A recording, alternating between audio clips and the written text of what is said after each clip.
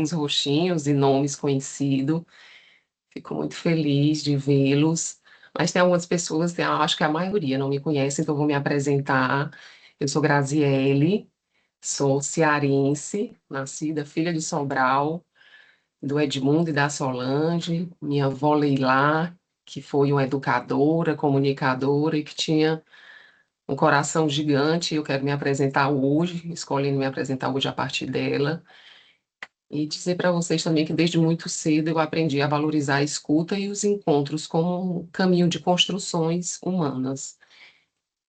Para trazer um pouquinho da minha qualificação, eu sou mestra em Direito e Gestão de Conflitos pela Universidade de Fortaleza, analista judiciária, hoje da seção judiciária do DF, há mais de 2 décadas. Atuei na implementação da política judiciária de tratamento adequado dos conflitos de interesse, conciliação e mediação do TRF1. Fiquei durante 6 anos nesse processo de implementação e atualmente eu estou na seção judiciária do DF, na gestão do Núcleo de Práticas Restaurativas, né, que é o nosso projeto piloto aqui do Tribunal, aprendendo muito com essa nova temática, com essa nova política, e hoje com esse desafio de compartilhar um pouco com vocês, né.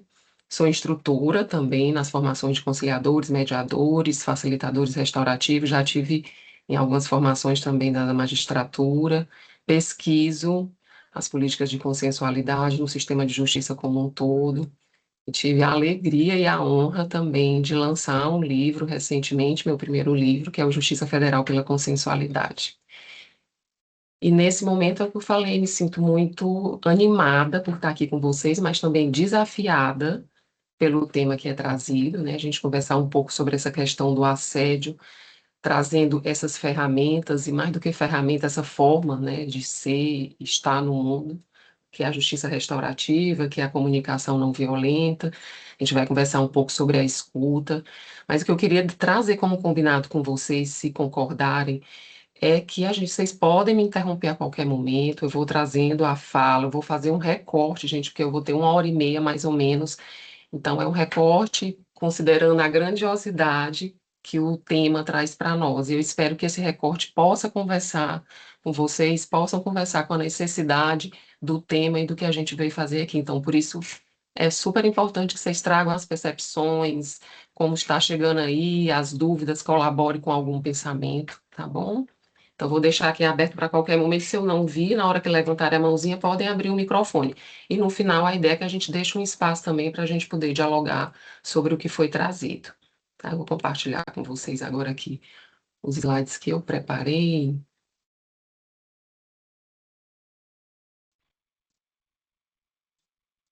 Vou baixar isso. Vocês enxergam? Sim, né? O tema que a gente está trazendo é humanização das relações, justiça restaurativa e comunicação não violenta, caminhos à prevenção do assédio. E é interessante quando a gente traz temas como esse, a gente, pelo menos aqui, a mim, o que chega em primeiro lugar é como que isso é normatizado, né? Como é que a responsabilização se dá, quais os canais de acesso, que eu acho que é um pouco que a gente vem fazendo no grupo até agora, entender como é que isso pode ser operacionalizado dentro da justiça, como que a gente pode receber essas pessoas, como é que pode ser eficiente essa política. E isso é muito importante mesmo que a gente possa olhar, né? Mas nesse instante eu gostaria de convidar vocês para que a gente olhasse para tudo isso do lugar de reflexões sobre quem somos dentro das organizações, tá? Então, a gente anteceder um pouquinho essa questão normativa e pensar um pouquinho quem somos cada um de nós dentro dessa instituição, dentro dessa organização que é a Justiça Federal. E aí, eu gosto muito dessa tela, que ela traz essa consciência da multidimensionalidade de nós, seres humanos. Eu vou passar por ela rapidamente, mas para a gente abrir um pouco o nosso diálogo. Então, nós, enquanto seres humanos, temos essas diversas dimensões, né? Então, temos a dimensão física, com todas as suas necessidades, temos a dimensão emocional, temos a dimensão mental, que inclusive é uma era, vivemos uma era de uma exigência muito grande da nossa dimensão mental, temos a dimensão político-econômica, né? Inclusive o local onde estão aí as questões relacionadas à nossa produtividade, as relações de poderes, os resultados que nós queremos alcançar, está englobado nessas dimensões também a espiritual, que nós precisamos considerar, relação, nossa dimensão social. Então, assim, nós somos esse todo, né? Independente de onde estejamos, em que relações, em que comunicação nós estejamos efetuando, isso vem com a gente. E junto com essas dimensões que vêm com cada um de nós, existem as necessidades que são ativadas a partir dela. Então, a partir da minha dimensão física, eu tenho necessidade de subsistência, tenho necessidade de me alimentar, eu tenho necessidade do lazer, eu tenho necessidade de descanso, né? Então, tem uma série de necessidades que não é uma escolha nossa, faz parte da natureza humana. Se a gente não atende às necessidades que fazem parte da gente, nós vamos ter consequência em relação a isso. Então, nós vamos conversar um pouquinho também, que é o que a comunicação não violenta traz, a partir dessas necessidades. Então, eu tenho um aspecto emocional, que necessidades também vêm do aspecto emocional? Eu tenho necessidade de liberdade, eu tenho necessidade da criatividade, eu tenho necessidade de amor. Eu tenho necessidade de pertencimento, cada um de nós. Inclusive, dos atendimentos que a gente tem, é uma das necessidades mais gritantes que acontece, né? As pessoas não se sentirem parte de determinados lugares. Elas se sentem completamente fora, excluída, não pertencente. É uma sensação de deteriorização horrorosa. Dizem que é uma das necessidades básicas, né, da natureza humana. Então, pertencimento, nós precisamos ter essa necessidade atendida. Compreensão, nós precisamos nos sentir seguros, né? Então, aqui hoje, conversando com vocês, quais as necessidades que estão ativadas agora? A gente pode até tentar perceber. Por exemplo, eu tenho uma necessidade de segurança, de me sentir num ambiente em que o que eu falo não precisa ser aceito, mas que existe um respeito, um olhar para aquilo que está sendo trazido. Eu estou trazendo um exemplo, mas quais necessidades nossas existem em torno de tudo isso, né? Então, essa necessidade espiritual também é aquela que nos centra. Independente da nossa crença, existe uma necessidade que é o que nos traz um lugar aqui no mundo. Queremos ou não, ela vai estar presente. Estejamos onde estiver, essa integralidade nos compõe. Somado a essa multidimensionalidade, nós precisamos entender que cada um de nós traz uma história, né? Então, a partir do local onde eu nasci, das crenças que eu fui formando, pela minha cultura, pela religião ou não, né, pela família que eu fui criada, então tudo isso cria uma série de experiências na minha vida que me trazem hoje a forma como eu enxergo o mundo. A forma que eu hoje sou e estou no mundo diz respeito a todas essas minhas histórias. O meu lugar de fala aqui é o lugar da minha vida, da minha experiência, do que eu trago nesse percurso. Então, eu tenho memórias que, a depender do que aconteça, elas são ativadas. Eu tenho pensamentos, né? Eu tenho crenças estruturantes, que isso aqui é uma grande questão. Então, nós temos crenças superpositivas, que são aquelas crenças que, inclusive, nos traz a segurança. Nós precisamos de um eixo. A crença positiva nos traz esse eixo, a segurança. Mas nós temos crenças negativas também, em razão da nossa história, em razão de traumas que vivemos. Então, esses aspectos, com toda essa peculiaridade que nós estamos passando rapidamente por ela, ela nos compõe enquanto ser humano, né? Então, onde nós vamos, nós levamos isso. A pergunta que eu pensei em trazer agora para a gente refletir um pouco junto é o que acontece quando a dimensão que é a política que nós falamos, econômica, que está dentro dessa produtividade, passa a ocupar o centro das relações institucionais, deixando de segundo plano outras dimensões da experiência humana. Então, quando eu venho para cá e eu foco, né, nas relações de poderes, quando eu foco predominantemente, porque todas, de alguma forma, a gente passa em algum momento, mas quando eu tenho 80%, eu estou dizendo um percentual ilustrativo, mas eu foco nas relações de poderes, nos resultados que eu tenho que alcançar, os números e as outras dimensões, de alguma forma, são deixados de lado. Como que esse ser humano fica, né? Então, como cada um de nós, como que nós lidamos com as nossas próprias necessidades ante essa exigência que é fato, existe hoje dentro não só, gente, das instituições, mas dentro do mundo, da iniciativa privada também, das corporações. Então, como é que nós ficamos com tudo isso?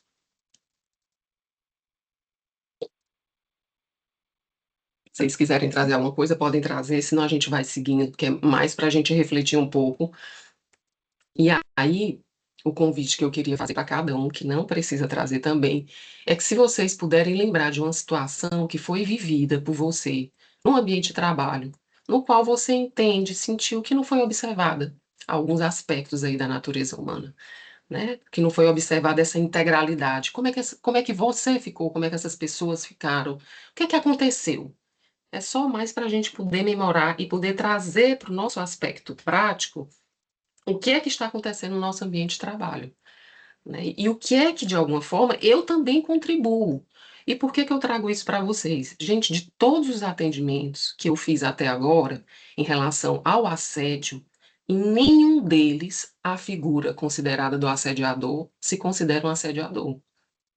Não há compreensão sobre o assédio, né? Na verdade, existe muito mais uma intenção, isso é relativo, mas eu estou trazendo alguns casos que eu estou lembrando aqui, de trazer melhores resultados para o ambiente de trabalho dele, né? Então, eu atendo gestores que são extremamente cobrados na sua estrutura hierárquica que passa essa cobrança para frente, né? Então, não há uma percepção de que aquilo possa estar sendo um assédio.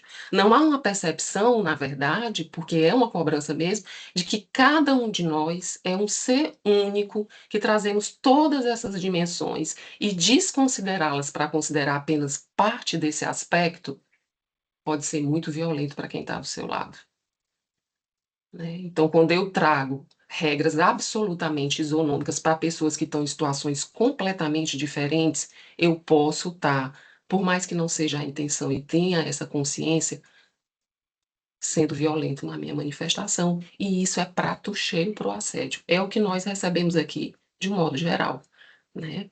Então, vou trazendo um pouquinho para a gente conversar. E eu gostaria de trazer esses números aqui, porque eu acho que a gente contextualiza um pouco mais.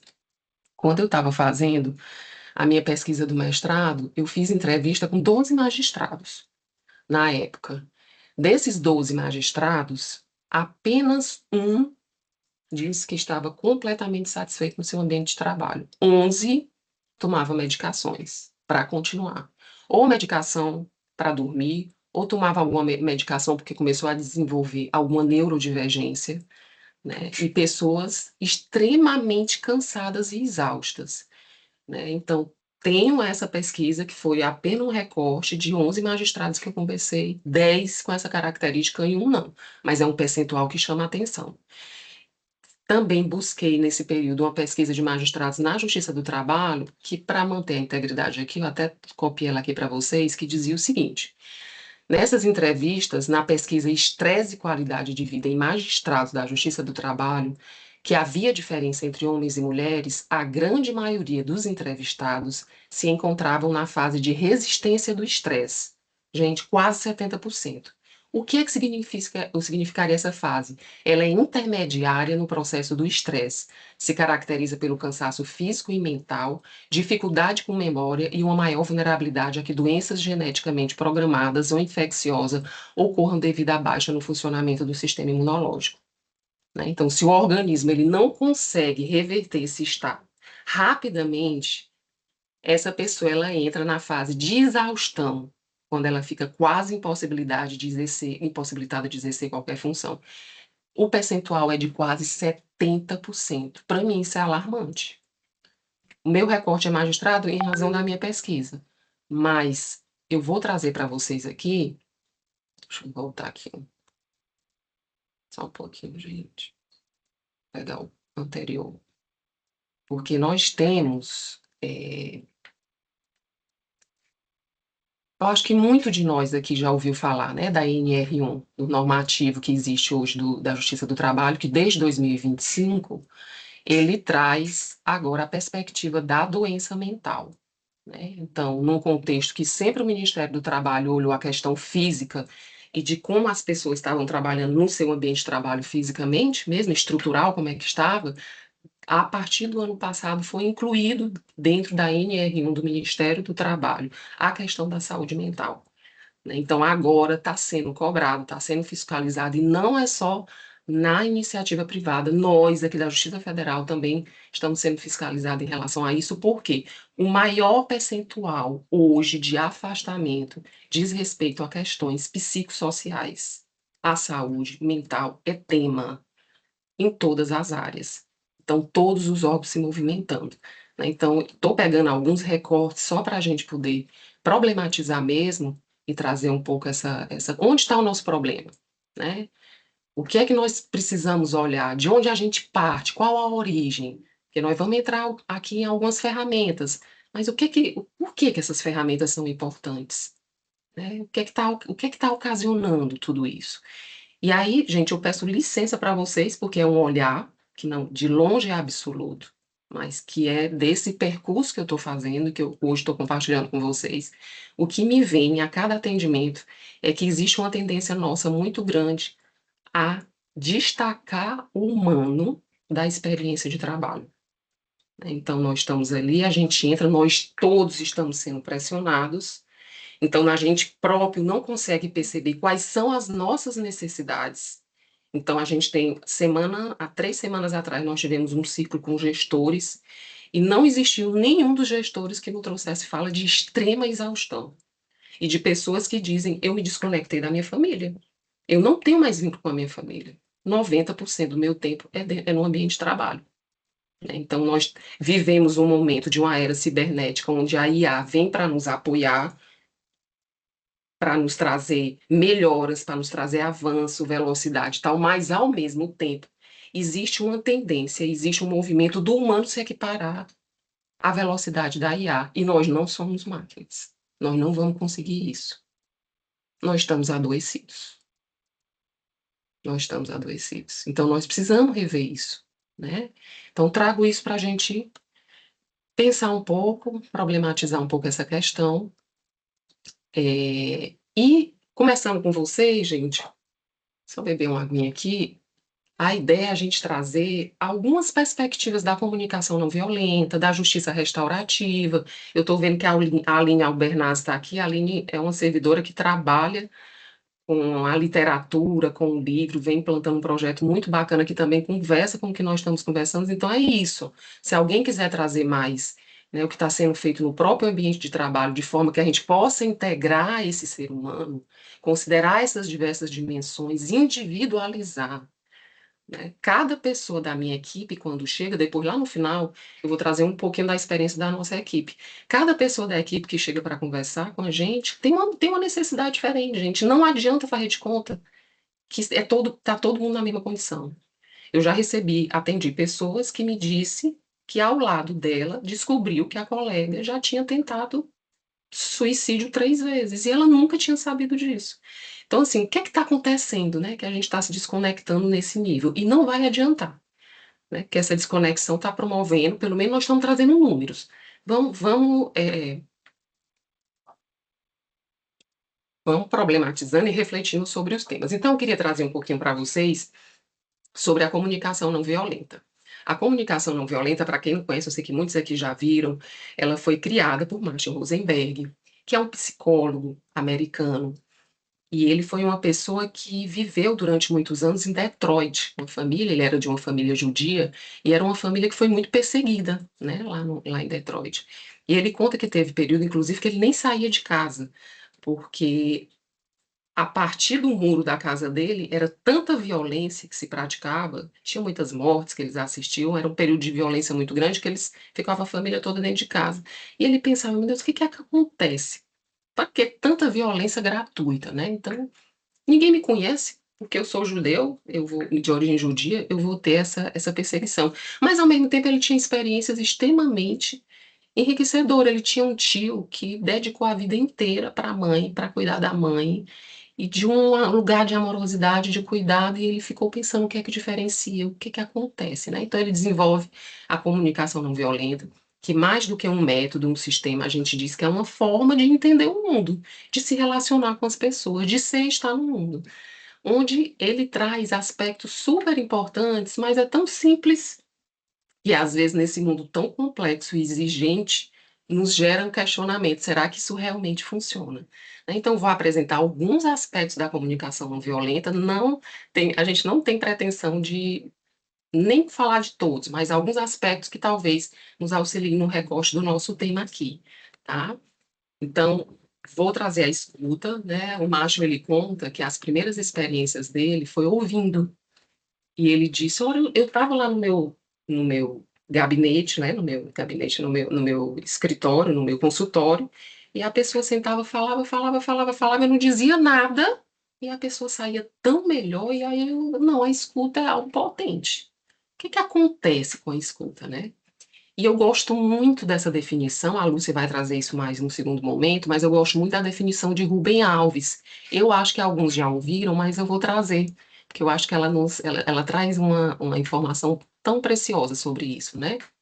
E ele diz o seguinte, Rubem Alves: sempre vejo anunciado cursos de oratória. Nunca vi anunciado curso de escutatória. Todo mundo quer aprender a falar, ninguém quer aprender a ouvir. Pensei em oferecer um curso de escutatória, mas acho que ninguém vai se matricular.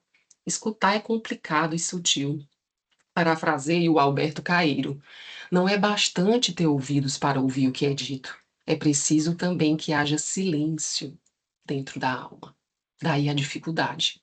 A gente não aguenta ouvir o que o outro diz sem logo dar um palpite melhor, sem misturar o que diz com aquilo que a gente tem a dizer. Nossa incapacidade de ouvir é manifesta, é a manifestação mais constante e sutil de nossa arrogância e vaidade. No fundo, somos os mais bonitos. Tem um velho amigo, Jovelino, que se mudou para os Estados Unidos. Contou-me de sua experiência com os indígenas.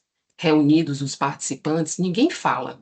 Há um longo, longo silêncio. Os pianistas, antes de iniciar o concerto diante do piano, ficam assentados, em silêncio, abrindo vazios de silêncio, expulsando todas as ideias estranhas.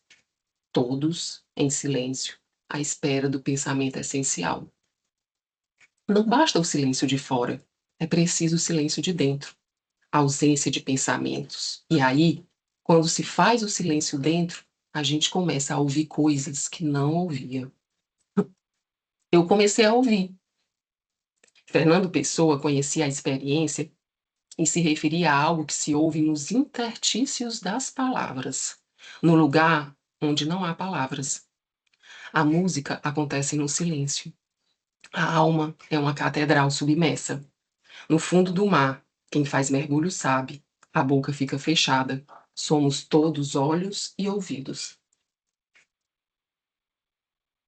Aí, livres dos ruídos, do falatório e dos saberes da filosofia, ouvimos a melodia que não havia, que de tão linda nos faz chorar. Parar só um pouquinho para compartilhar, para sentir também como é que tudo está chegando aí para vocês. Vocês estão ouvindo? Como é que está chegando aí, gente? Como é que o Rubem Alves chega? Marcelo disse sim, né? Perfeitamente. A gente tem uma informação que diz que nós temos capacidade de falar até 250 palavras por minuto e de ouvir 500 palavras por minuto. Ou seja, a nossa capacidade auditiva ela é 2 vezes maior do que a própria cognitiva de fala. Eu acho que isso também tem alguma informação a nos trazer, né? E assim como o Marshall da comunicação não violenta fala, eu quero dizer uma coisa para vocês. Eu sei que muitos já têm essa experiência, tá, gente? Mas eu vou reforçar. O início da resolução dos conflitos que a gente lida aqui de forma consensual se dá com a escuta. A gente silencia, cria um espaço seguro onde a pessoa sente confiança para ser, para aquele sistema integral existir. E muitas vezes ali naquela própria fala dela ela vai concluindo muita coisa. A gente acredita que a fala ela é capaz de produzir resultado, a escuta, né? Porque vem o meu lugar de respeito e de cuidado, quando eu olho para o olho do outro e eu abro aquele espaço, eu estou dizendo, eu me importo com você. O que você diz tem relevância. Eu não preciso concordar com nada, gente, mas ouvir e permitir que o outro seja a partir de quem ele é, do que ele traz, da história dele, porque ele tem outra história. Uma das coisas mais violentas que a gente costuma fazer e que é algo que está ligado à nossa própria crença e à nossa própria cultura é, é dizer que existe um resultado resultado único, que é o correto, de uma forma pragmática, exigir que todos ajam naquele mesmo compasso, quando há diferença entre as pessoas. A gente atendeu um caso grande agora, onde a pessoa desse tribunal que chegou até nós tinha autismo, e foram mais de 8 meses de atendimento, mas a equipe inteira foi trabalhada. Por quê? Porque inicialmente não conseguia se perceber que aquele servidor tinha um tanto de peculiaridades e particularidades que, se não fosse considerado, ele não conseguia estar na equipe. E o próprio servidor também, que tinha autismo, ele precisava entender que existia uma equipe que tinha necessidades, né? Então, quando a gente cria esse campo extremamente seguro e respeitoso, as coisas acontecem. Não é mágica, gente, é respeito. E é um espaço que a gente chama extremamente qualificado, porque nós não fazemos isso hoje no nosso dia a dia. Dificilmente a gente para se ouvir, né? Dificilmente a gente para perceber que necessidades eu tenho limites. Eu só vou até aqui. Eu tenho família, eu tenho tal, tal, tal. Eu tô com fome, eu tô cansada, eu tô. Às vezes a gente não para perceber isso. Como é que eu vou perceber o outro? Ou eu me incluo nessa equação enquanto humano, ou então a gente está falido, não tem jeito, não. Os números estão aí. E a perspectiva é de dobrar, dobrar. É o que está acontecendo. Por mais que haja fiscalização. Mas não é sobre a fiscalização do ouro. É sobre a filosofia. É sobre a estrutura do nosso sistema, como ele funciona. Se nós não pararmos para pensar e rever isso, a gente não tem como caminhar enquanto humanidade. Há uma falência mesmo, né? E por onde começamos? Eu acho que cada um poderia trazer tanta coisa aqui, né? Mas talvez no nosso próprio ambiente de trabalho, promovendo essa experiência nas pessoas com quem eu convivo. Quando a Joana entrar, não é a Joana que precisa me dar 10 sentenças naquele dia. É a Joana, filha do Joaquim, mãe da Séfora, que tem um câncer, que não sei o que, o que é que dentro da realidade dela ela pode fazer de melhor. E o resultado que a gente tem é que uma pessoa reconhecida e validada, ela produz muito, mas ela produz muito. Então, é, abrir um pouco essa escuta para perceber o outro. Aline, perdão, Aline, estou vendo sua mão agora, minha querida. Ô, Grazi, eu levantei agora, mas eu tô com um probleminha aqui para manter a câmera ligada. Só que eu gostaria de falar um pouco da nossa experiência aqui, em cima do que você está falando sobre escuta, porque a gente está desde março com esse clube de cinema e literatura dentro da seção judiciária do DF. E o que eu tenho percebido é que as pessoas estão transformando esse espaço, né? Servidores, servidoras, magistrados, magistradas, estão transformando esse espaço num lugar seguro para falar. Por quê? A pessoa vai falar uma ou duas vezes durante 1 hora e 20, e vai ter que escutar 20, 30, às vezes 40 vezes, porque um grupo de 20, 22 pessoas, e aí todas as pessoas estão ali com algo em comum, porque assistiram ao mesmo filme e leram o mesmo texto, e elas vão comentar sobre isso. Só que quando começam a comentar, cada uma delas vai dizer coisas muito distintas sobre a sua interpretação, porque vai trazer a sua vida naquilo que viu, tanto no cinema quanto na literatura. E isso faz um movimento muito interessante, porque a gente consegue quase que criar atalhos possíveis para tratar temas sensíveis, não é? Então, parece que há uma facilidade para falar e para ouvir sobre a violência, sobre o próprio assédio, sobre a injustiça, sobre a própria justiça. Então, eu estou colocando isso aqui porque o meu interesse é saber quais são as ações que ocorrem, as mini ações que ocorrem cotidianamente antes da denúncia, antes do assédio, antes do adoecimento, antes do afastamento, porque se a gente passa a observar isso, a gente pode ser um pouco eficaz nesses números, não só nos números de afastamentos e adoecimentos, mas também nos nossos números de metas, nos em tudo que nós temos que fazer dentro do sistema de justiça em prol, né, do jurisdicionado. É isso. Obrigada, Aline. Eu acho que a ideia é essa, né, gente? Agora a gente está conversando um pouco sobre como prevenir. O que é que nós podemos fazer? E agora, esse diálogo que está trazendo a comunicação não violenta, que vai trazer um pouquinho da justiça restaurativa e que conversa com o que a Aline trouxe, o que é que nós podemos fazer de movimento para prevenir, para a gente não precisar chegar no processo que a gente recebe de assédio, né? Que tem algumas características que eu quero trazer no final para vocês, mas eu confesso para vocês que, para mim, vibra mais aqui dentro trazer as experiências que nós estamos tendo para prevenir. Por que que a gente não tem nenhum caso de assédio em tal e tal? O que está acontecendo? Então, isso a gente está mapeando também, né? Então, a partir desse mapeamento, eu estou trazendo essas experiências, a partir dessas vivências também da CNV, e pensando uma coisa ou outra que talvez faça sentido para nós. Tá? É importante que o que eu traga aqui faça sentido para vocês. Então, dialoguem, perguntem, e, enfim, aí a gente vai construindo aqui juntos, tá? Vou voltar a compartilhar, então, aqui a nossa apresentação. Então, a gente passou agora falamos do empate, eu acho que antes do empate está aqui.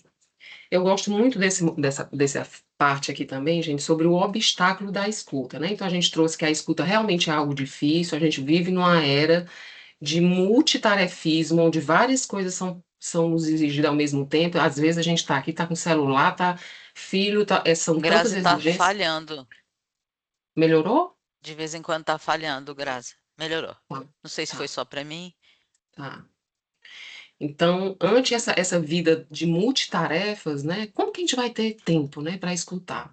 E se escutar, e escutar o outro. Então, vamos pensar um pouco sobre isso, trazer isso para o nosso centro de atenção. E aí vem esses obstáculos que eu achei interessante em trazer também. Então, muitas vezes, quando a gente está num diálogo aqui com uma pessoa, um dos obstáculos para a escuta é a gente competir pelo sofrimento. Né? Então, muitas vezes a pessoa chega trazendo, eu estou sentindo isso, hoje eu não consegui dormir, eu passei a noite pensando no problema tal, e você nem deixa a pessoa terminar, e você já vai lá e diz, e eu? Você não tem noção do que eu estou passando. Meu pai, e aí a gente começa, entra com tanto de outras histórias e não permite a pessoa nem concluir a própria história dela. E isso é um obstáculo para a escuta. E quem está do outro lado, gente, escuta como não importa o que eu estou falando. Né? E se sente, por mais que não haja uma definição completa, mas não se sente incluída e parte, porque não há essa escuta. Então, adular a pessoa é a mesma coisa, tá, gente? Então, se a pessoa está ali no momento sério, onde ela está fazendo uma narrativa de uma dor, se a gente puder estar ali silenciosamente escutando e com a informação a partir de uma presença real de que eu importo o que você está dizendo, isso gera conexão, e isso gera, muitas vezes, um resultado muito positivo naquela relação que está sendo construída ali. Né? Inclusive, da gente entender o que é que está acontecendo com o outro. Consolar a pessoa e motivar também parece, porque culturalmente nos é ensinado isso, que é bom. Não é. Né? Então, a gente está lá consolando, não fique assim, olha, deixa eu te dizer, meu filho também, eu tenho certeza. Esse consolo, muitas vezes, diminui para a pessoa que está trazendo sua dor, o tamanho daquilo que ela está vivendo. Então vamos ter cuidado, não é que seja absoluto, mas vamos ter cuidado na hora de consolar. A gente pode esperar ela terminar de falar. E depois a gente vem com algum tipo de consolo, um abraço, que é aquilo que para você faz sentido. Então vamos ouvir, terminar, deixar ela terminar de contar a história dela, né? Desviar do assunto, né, gente? Isso aí é o praxe. Né? A pessoa está falando, no meio da fala dela, o menino, tu viu isso, aquilo aqui, muda completamente o assunto. Isso também é um obstáculo para a escuta, isso gera desconexão, informações negativas sobre a relação. Ter pena, gente, ter pena é horrível. Nossa, que dó do fulano, que dó. Não. Cada um que chega até ali, se você olha com cuidado e respeito, você passa a informação, inclusive, de que você pode. Se a vida lhe trouxe, nesse momento, essa experiência, você pode. Eu estou aqui do seu lado. O que é que a gente pode fazer juntos? Então, ter pena também é um obstáculo para escuta. Muitas perguntas, gente. O ideal é que se a gente conseguir nem perguntar, a não ser que realmente entre num fluxo ali do diálogo. Mas vamos silenciar. A gente precisa entender, inclusive, se essas perguntas que nós estamos fazendo, ela é investigativa. Qual o objetivo? A gente está querendo investigar a história dela? Por que que nós estamos perguntando isso? que isso pode colaborar com a história dela, né? Então, isso essa questão do interrogar também, a gente tem que estar com bastante cuidado. Lá, quando a gente trabalha com gestão de conflitos, a gente traz perguntas, muitas vezes, que são orientadoras e gera reflexão para um processo. Isso é uma coisa. Outra coisa é essa pergunta que ela vem sem nenhuma perspectiva, apenas por curiosidade. Ela gera desconexão. A gente trazer a orientação. Se eu fosse você, eu fazia isso, isso. Gente, nós vamos trazer sobre a nossa perspectiva, sobre a nossa história, sobre o que aconteceu com a gente, mas e sobre ele? O que que importa para ele? Eu lembrei agora de um atendimento que eu fiz há muitos anos. Era uma questão previdenciária e tinha uma senhora, ela estava com câncer, um estágio já super avançado, e era uma questão dos atrasados. Eu sei que nesse lugar o INSS estava pedindo um deságio de 20%. Né? E eu olhei assim, eu disse, não, meu Deus, não é possível. E ela, eu aceito, eu aceito. Eu tive uma indignação dentro de mim ali, porque para mim, por que que o INSS estava querendo tirar 20% daquela mulher que estava no final da vida, que já era o alimento para ela e tal, tal. E aí eu olhei para ela, você tem certeza? É isso mesmo que você quer? Aí ela olhou para mim e disse assim, deixa eu lhe dizer uma coisa. Eu não sei quantos dias de vida eu tenho, eu não sei quanto tempo ainda vou passar aqui. Se eu não aceitar esse acordo agora, isso vai ficar para meus filhos, eu não aproveito mais disso. Eu quero viver o que eu tenho ainda dentro desse tempo. Você vê, então, que naquele momento o que era um valor para mim não era o mesmo valor para ela. Né? Então, a gente precisa ter esse cuidado em qualquer orientação que a gente vai fazer. A gente entender o que é que importa para o outro. Porque senão a gente vai colonizar, inclusive, na hora que a gente está querendo auxiliar. Porque eu trago o que é valor para mim, para a história do outro. Então, nós temos que ter esse cuidado com isso. Perguntas. Precisamos perguntar, precisamos entender, precisamos caminhar em direção à pessoa para fazer o percurso com ela e não por ela, e não resolvendo para ela. Isso nós estamos falando em termos de consensualidade, né? Porque o magistrado, nas decisões, ele vai precisar fazer isso. Mas quando nós estamos numa relação interpessoal aqui, é importante a gente tentar nivelar isso e compreender que existem valores que são diferentes do meu. Então, querer resolver a questão da outra pessoa entra nisso, responsabilizar a pessoa pelo sofrimento, mas também como é que você fez isso? Estou lembrando agora a história da mulher, que me veio agora. Como é que você sai na rua com essa roupa tão curta, responsabilizando a mulher, às vezes, por uma questão de assédio sexual, o que quer que seja. Então, vamos ter cuidado com esse ponto também, porque é cultural. Isso acontece, se muitas vezes a gente não ficar no centro da atenção, trazendo a percepção, iluminando a questão, a gente reproduz esse padrão, né? E comparar com a própria escala de valor. Vamos ter cuidado, os valores são diferentes. Os valores são diferentes. Eu me lembro de um atendimento que a gente fez no caso de assédio. Enfim, ele era um estrangeiro e para ele o valor, a mulher, para ele, dentro do país dele, ela não poderia ter uma babá, um ajudante junto com ela, porque era uma forma de abandonar o filho. Para a brasileira, que estava ali na negócio, na conversa, no diálogo, ela dizia: eu não tenho como, eu não consigo. E para a minha cultura, minha mãe trouxe a cuidadora aqui para mim. Né? Então existiam valores ali muito diferentes, e não existe valor melhor ou pior nesse caso, gente, nos casos, né? O que existe são pessoas que possuem. O que é que a gente pode fazer a partir desses valores diferentes? Que construção pode ser feita a partir daí? Mas existe esse escalonamento que é preciso a gente ter esse respeito, né, em relação a cada um. Vou trazer rapidamente a questão aqui da empatia. Tem um vídeo da Brené Brown muito bacana que eu vou passar em seguida que vai ajudar bastante. Então, empatia é criar conexões, é a habilidade de entender a perspectiva do outro. Gente, a empatia, quando eu visualizo ela nos atendimentos, é o quê? É eu caminhar em direção à pessoa que está à minha frente, compreender a história dela e os valores para ela e convidá-la a fazer um percurso junto com ela, mas no profundo respeito com o que ela é, com o que ela pensa, pela história de vida dela, pelos traumas que ela traz. Mas a partir desse lugar respeitoso, o que é que nós podemos fazer de melhor? Que perspectiva para o futuro nós podemos ter? Como que a gente aqui pode te apoiar a partir do que é valor para ela, não o que é valor para a Graziele, não o que é valor para qualquer uma pessoa que está atendendo naquele momento. Então, para mim, eu acho que isso é uma definição de empatia que me ajuda a caminhar nesse momento dos atendimentos. E vamos lembrar, gente, que 80% da comunicação é a não verbal, né? Porque nesse processo de empatia, a gente consegue perceber. Quando eu disse, quem puder abrir as câmeras, é porque no momento que eu vejo aqui vocês, eu vejo vocês se mexendo, estão mais agitados. eu percebo um pouco pelos movimentos o que é que vocês estão sentindo, o que vocês estão precisando, pelo menos é uma percepção, né? Então, a comunicação não verbal, ela precisa estar ativada. Às vezes a pessoa está dizendo, eu não quero, mas todo o corpo dela está dizendo, eu quero. Ela diz, não, eu estou bem, eu estou tranquila, eu não estou nervosa, mas está se balançando inteira na cadeira.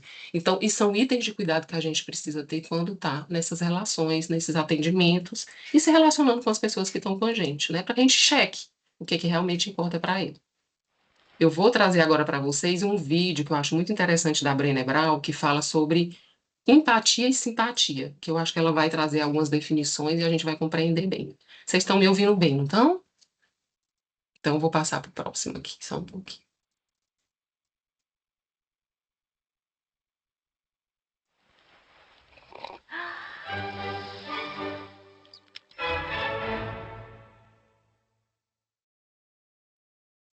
So what is empathy, and why is it very different than sympathy? Empathy fuels connection. Sympathy drives disconnection.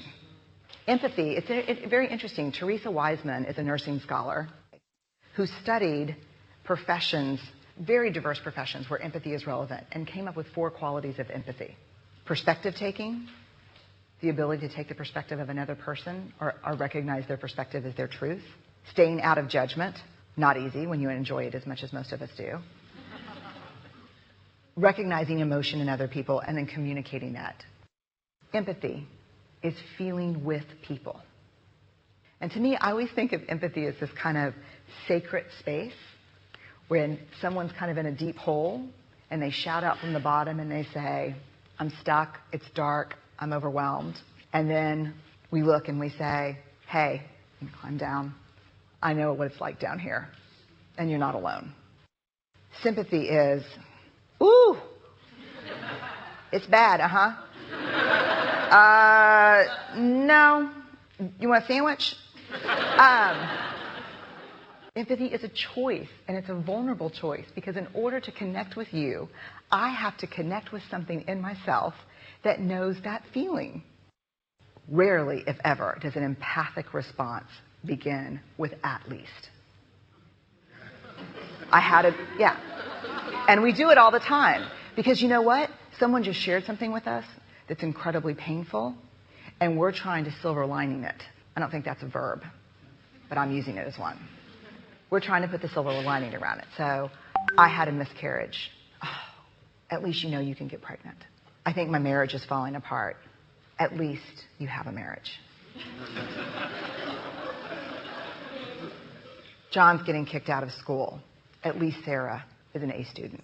But one of the things we do sometimes in the face of very difficult conversations is we try to make things better. If I share something with you that's very difficult, I'd rather you say, I don't even know what to say right now, I'm just so glad you told me. Because the truth is, rarely can a response make something better. What makes something better is connection.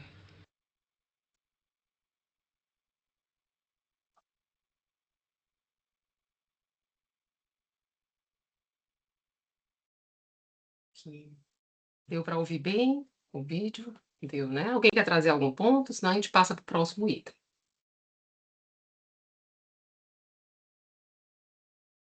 Então, vamos seguindo.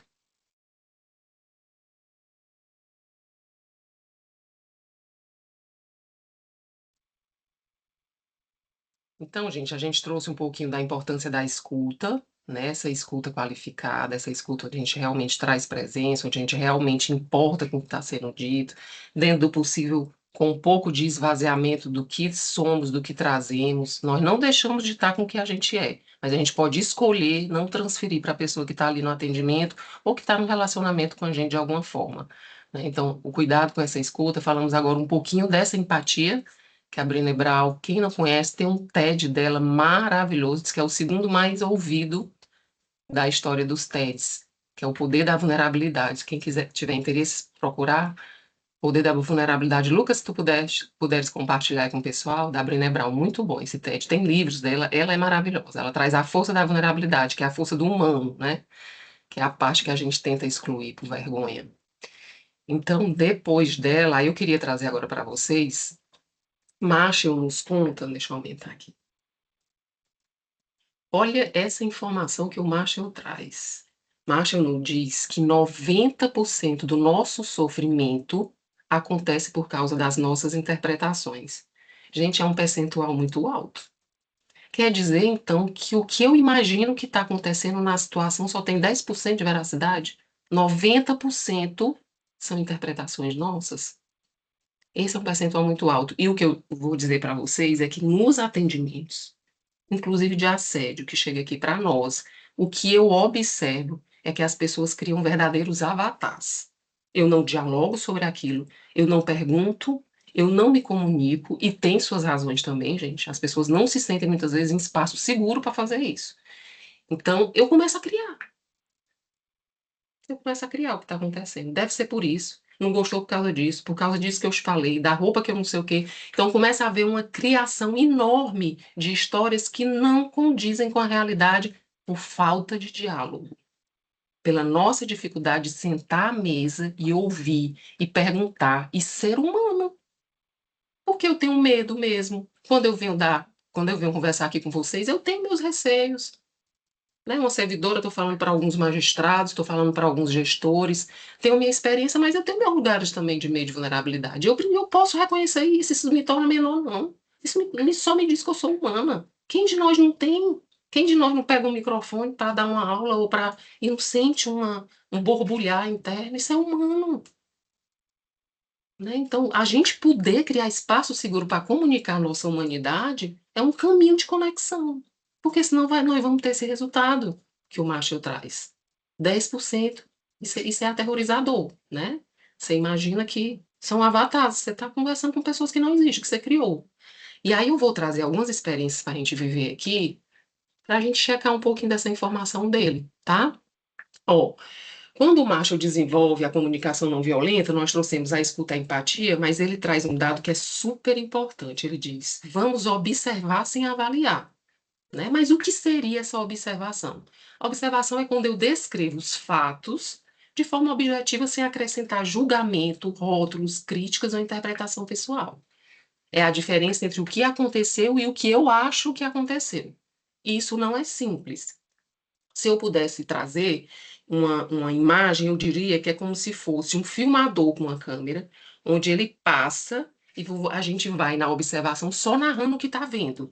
Né? Então, eu estou vendo a Graziele, eu estou diante do computador, é um computador que está sobre uma mesa, tem um celular do lado, eu estou com a roupa azul, eu começo a narrar o que eu estou vendo. Gente, isso é o observar. Muito mais do que isso, ou pouco mais do que isso, vocês vão ver aqui, entra na interpretação, entra no julgamento. O que é que acontece? Nós somos pessoas que somos feitos de histórias e temos as nossas crenças. Qualquer acontecimento que haja agora, eu estou falando aqui para vocês, provavelmente a mente está pegando experiências que já teve sobre aulas que foram dadas, falas que foram feitas desse lugar e dessa forma. Então, existe já uma expectativa do que vai acontecer. Isso não é diferente em qualquer outra relação ou estabelecimento de diálogo que eu tenho com a pessoa. Então, o que eu trago de conteúdo, eu já trago como um pressuposto do que vai acontecer. E, junto com isso, todos os meus julgamentos e todas as minhas interpretações. E aí, nós vamos trazer um pouquinho agora, para a gente poder checar isso. Se eu queria perguntar a vocês, se quiserem falando, ótimo, porque a gente vai indo juntos. Quando eu digo, você sempre me interrompe, isso é uma observação ou é um julgamento? Quem puder abrir a câmera e falar, ou quiser trazer um chat também. E aí, isso é observação ou julgamento? Quando eu digo você nunca reconhece o meu esforço, você raramente participa ativamente, você está distraído, eles foram desrespeitosos comigo, ela é muito generosa, esse grupo é difícil de lidar. Gente, isso tudo aí é avaliação, tudo isso é interpretação. Olha como não é tão simples, né? O que é o sempre e o que é o nunca? Uma coisa é eu dizer você sempre, outra coisa é eu dizer na reunião de hoje você me interrompeu 2 vezes antes de eu terminar a fala. Isso é uma observação. Eu trago uma narrativa a partir de realmente o que aconteceu. O sempre e o nunca gera desconexão. Por quê? Porque a pessoa tem necessidade de reagir. Ela tem necessidade de justificar que não é bem o que você está dizendo. E aí ela fecha o ouvido, a desconexão acontece. Na última semana, quando entreguei os relatórios, não ouvi nenhum comentário seu sobre meu trabalho. Isso é uma coisa. Outra coisa é eu dizer nunca você se manifestou. Né? Voltando um pouquinho aqui para o outro.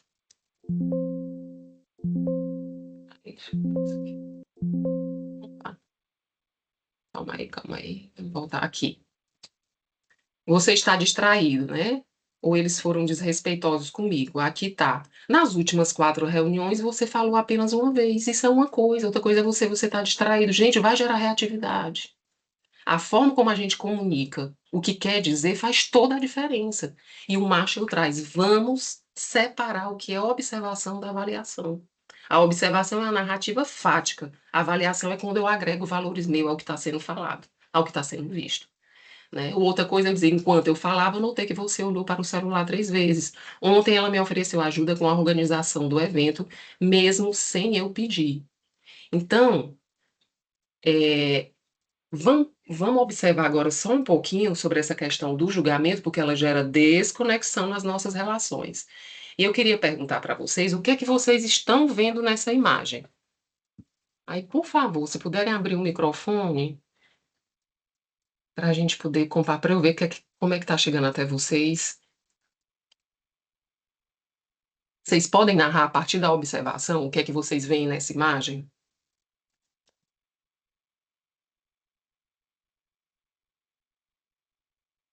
Duas pessoas próximas sem se comunicar. 2 pessoas próximas, sem se comunicar, ok. Algo mais? Uma mulher curiosa em saber com que o rapaz está olhando. Uma mulher curiosa de saber o que é que o rapaz está olhando. Ok, alguma coisa mais? Deixa eu pegar minha caneta.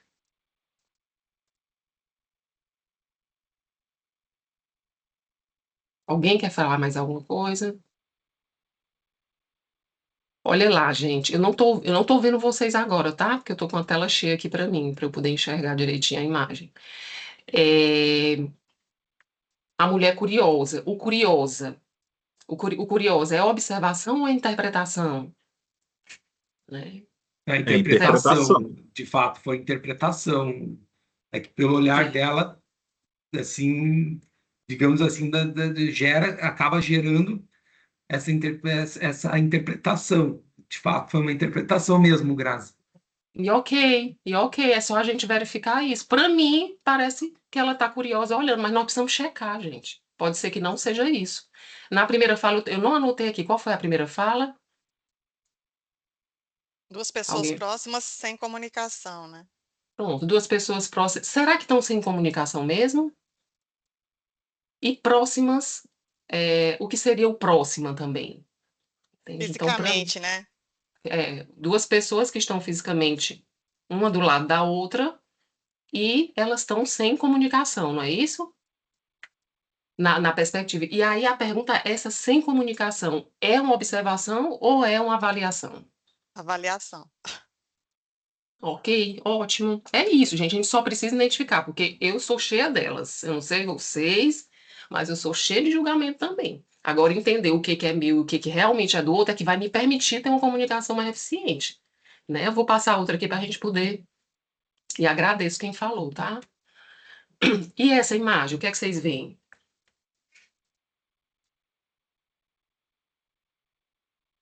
Se vocês conseguirem observar, o máximo de observação que vocês conseguirem trazer.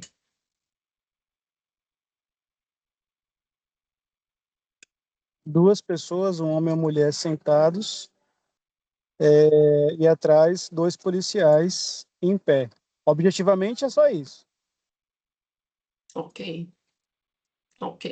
é isso. O que é que eu poderia falar, se eu quiser trazer minha interpretação? 2 pessoas que estão tristes, que estão em frente a um hospital, nem estou vendo se é hospital, que estão em frente a uma delegacia, vocês entendem? Então, a interpretação, ela faz parte, a gente a toda hora quer trazer, a gente precisa se controlar para não fazer. É isso que nós precisamos identificar, é isso que o Marshall traz. Não tem problema não, a gente julgar e a gente interpretar. A gente só precisa perceber que esse elemento nosso fala sobre nós, e aí eu vou ter que checar com o outro, porque senão eu vou cair lá naqueles 90%. Só 10% do que eu analisei é observação, 90% é interpretação minha. Vocês imaginem em que casa está o conflito? O que é que tem de real dentro de um conflito? Quando a gente começa a estudar conflito, a gente vê a espiral do conflito, o conflito inicia com um negócio desse tamanhozinho. Quando a gente menos espera pela falta da comunicação, virou questão pessoal. E às vezes não é mais nem pessoal, só entre aquelas duas pessoas inicialmente. Entra grupos e há uma desconexão total da realidade. Porque a gente tem dificuldade de sentar. Porque a gente tem dificuldade de conversar. Porque a gente tem dificuldade de se checar. Porque a gente costuma presumir. A partir da minha vida, eu presumo que o outro é. O que está acontecendo com ele. E eu decido sobre isso. Isso é prato cheio pro assédio, gente. Isso é prato cheio pro assédio. Então, Eu queria só trazer uma coisinha, Grazi, claro, rapidamente, porque o Marshall diz que a vida inteira ele teve que treinar isso, porque o julgamento, na verdade, essa forma de fazer, ela está intrinsecamente aos nossos comportamentos. Nós não fomos educados para observar. A nossa estruturação é de julgar. Então, esse é um policiamento diário. E ele, mesmo durante toda a vida dele, ele também teve que fazer isso. Então, eu só queria deixar as pessoas mais tranquilas, porque eu percebo que a gente tem uma necessidade, depois que faz um curso de comunicação não violenta, principalmente, de achar que a gente vai ficar livre de julgar. Não, não tem como, gente. Porque faz parte da nossa natureza. Então, a gente pode melhorar isso, mas ficar livre totalmente é impossível. A não ser que a gente se desconstruísse enquanto individualidade. Tá certo? Obrigado, Grazi. obrigada também. Nós somos cheios deles. Eu estou aqui, eu estou olhando para vocês, vocês estão olhando para mim, vocês com certeza têm avaliações sobre mim, como eu tenho sobre quem está aqui, como quem está aqui do meu lado. A gente é cheio da avaliação o tempo inteiro. E aí não é sobre ter avaliação ou não, né? É sobre o que eu faço dela. Não é, a gente fala muito sobre o conflito, né? Não é sobre ter o conflito ou não ter o conflito. O conflito pode ser ótimo. É o que eu faço do conflito, como eu lido com ele. Como eu lido com uma servidora que chega na minha equipe e que está com um problema sério. Será que eu pelo menos tenho acesso a elas, tenho acesso àquela informação? Como é que eu lido com a minha equipe? Como é que eu distribuo o trabalho? Isso vai existir, mas como é que eu estou lidando com isso? Qual o caminho, o percurso? Né? Qual a abertura que eu estou dando sob essa perspectiva que nós estamos trazendo, para que cada um possa ser? Porque eu ter que parecer ser o tempo inteiro não é sustentável. Nós estamos adoecidos com essa perspectiva, né? Então, são algumas. Eu vou voltar a compartilhar um pouquinho. São algumas reflexões. Gente, eu acho que a gente pegou um pouquinho, né? Agora, nessa última, eu vou passar para a gente poder ganhar tempo. Tinha mais algumas imagens aqui, ó. Mas elas trazem nessa perspectiva, né? Sobre o que observamos e o que interpretamos. E aí eu queria trazer para vocês, existem várias, gente, comunicação não violenta é um conteúdo amplo, é um conteúdo que vai exigir um tempo da gente e que a gente fica, como a Lúcia colocou, durante uma observação o tempo inteiro. Então eu não tenho como trazê-lo mais do que essa escolha agora que eu fiz, né? Espero ter feito boas escolhas para a gente. Então, eu finalizo agora a comunicação não violenta e vou entrar um pouquinho sobre a justiça restaurativa, tá?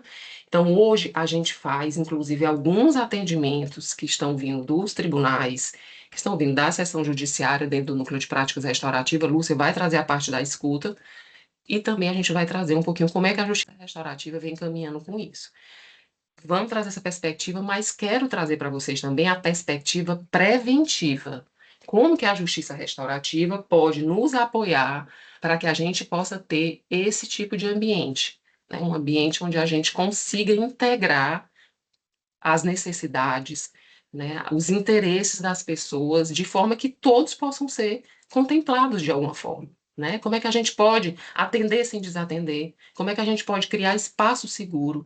E é sobre isso que eu queria conversar com vocês. Se vocês me perguntarem o que é que eu acho que a justiça restaurativa mais beneficia dentro do meu ambiente de trabalho, eu vou dizer para vocês é o espaço seguro que a justiça restaurativa consegue abrir. Né? Então, as pessoas elas não têm como chegarem com o que está passando com elas, com o que está acontecendo, se elas não se encontrarem bem para fazer isso, se elas não acharem que aquele lugar é seguro para elas. Então, um dos papéis primeiros que nós precisamos fazer é criar espaço seguro. É a pessoa ter um mínimo de garantia, e ninguém nunca tem uma garantia total, mas um mínimo de garantia de que a fala dela é respeitada, de que aquela fala dela não vai ser levada adiante, de que aquela fala dela não vai gerar um processo. As pessoas chegam com medo. Dos atendimentos que eu fiz, mais de 80% pediu para não ter registro. Alguns pediram para não ser com câmera. Alguns foram só pelo Teams, com medo da repercussão, com medo do que é que poderia acontecer a partir daquele atendimento. E muitos não viraram sequer registro, não tiveram registro, que é uma garantia também que a gente aqui na Justiça Restaurativa dá. É possível, a gente está aqui conversando, acho que a gente está com 30 e poucas pessoas, né? É possível que depois da nosso diálogo aqui, algumas pessoas mandem algumas mensagens pedindo atendimento, porque sentiu alguma confiança na fala do que foi trazido.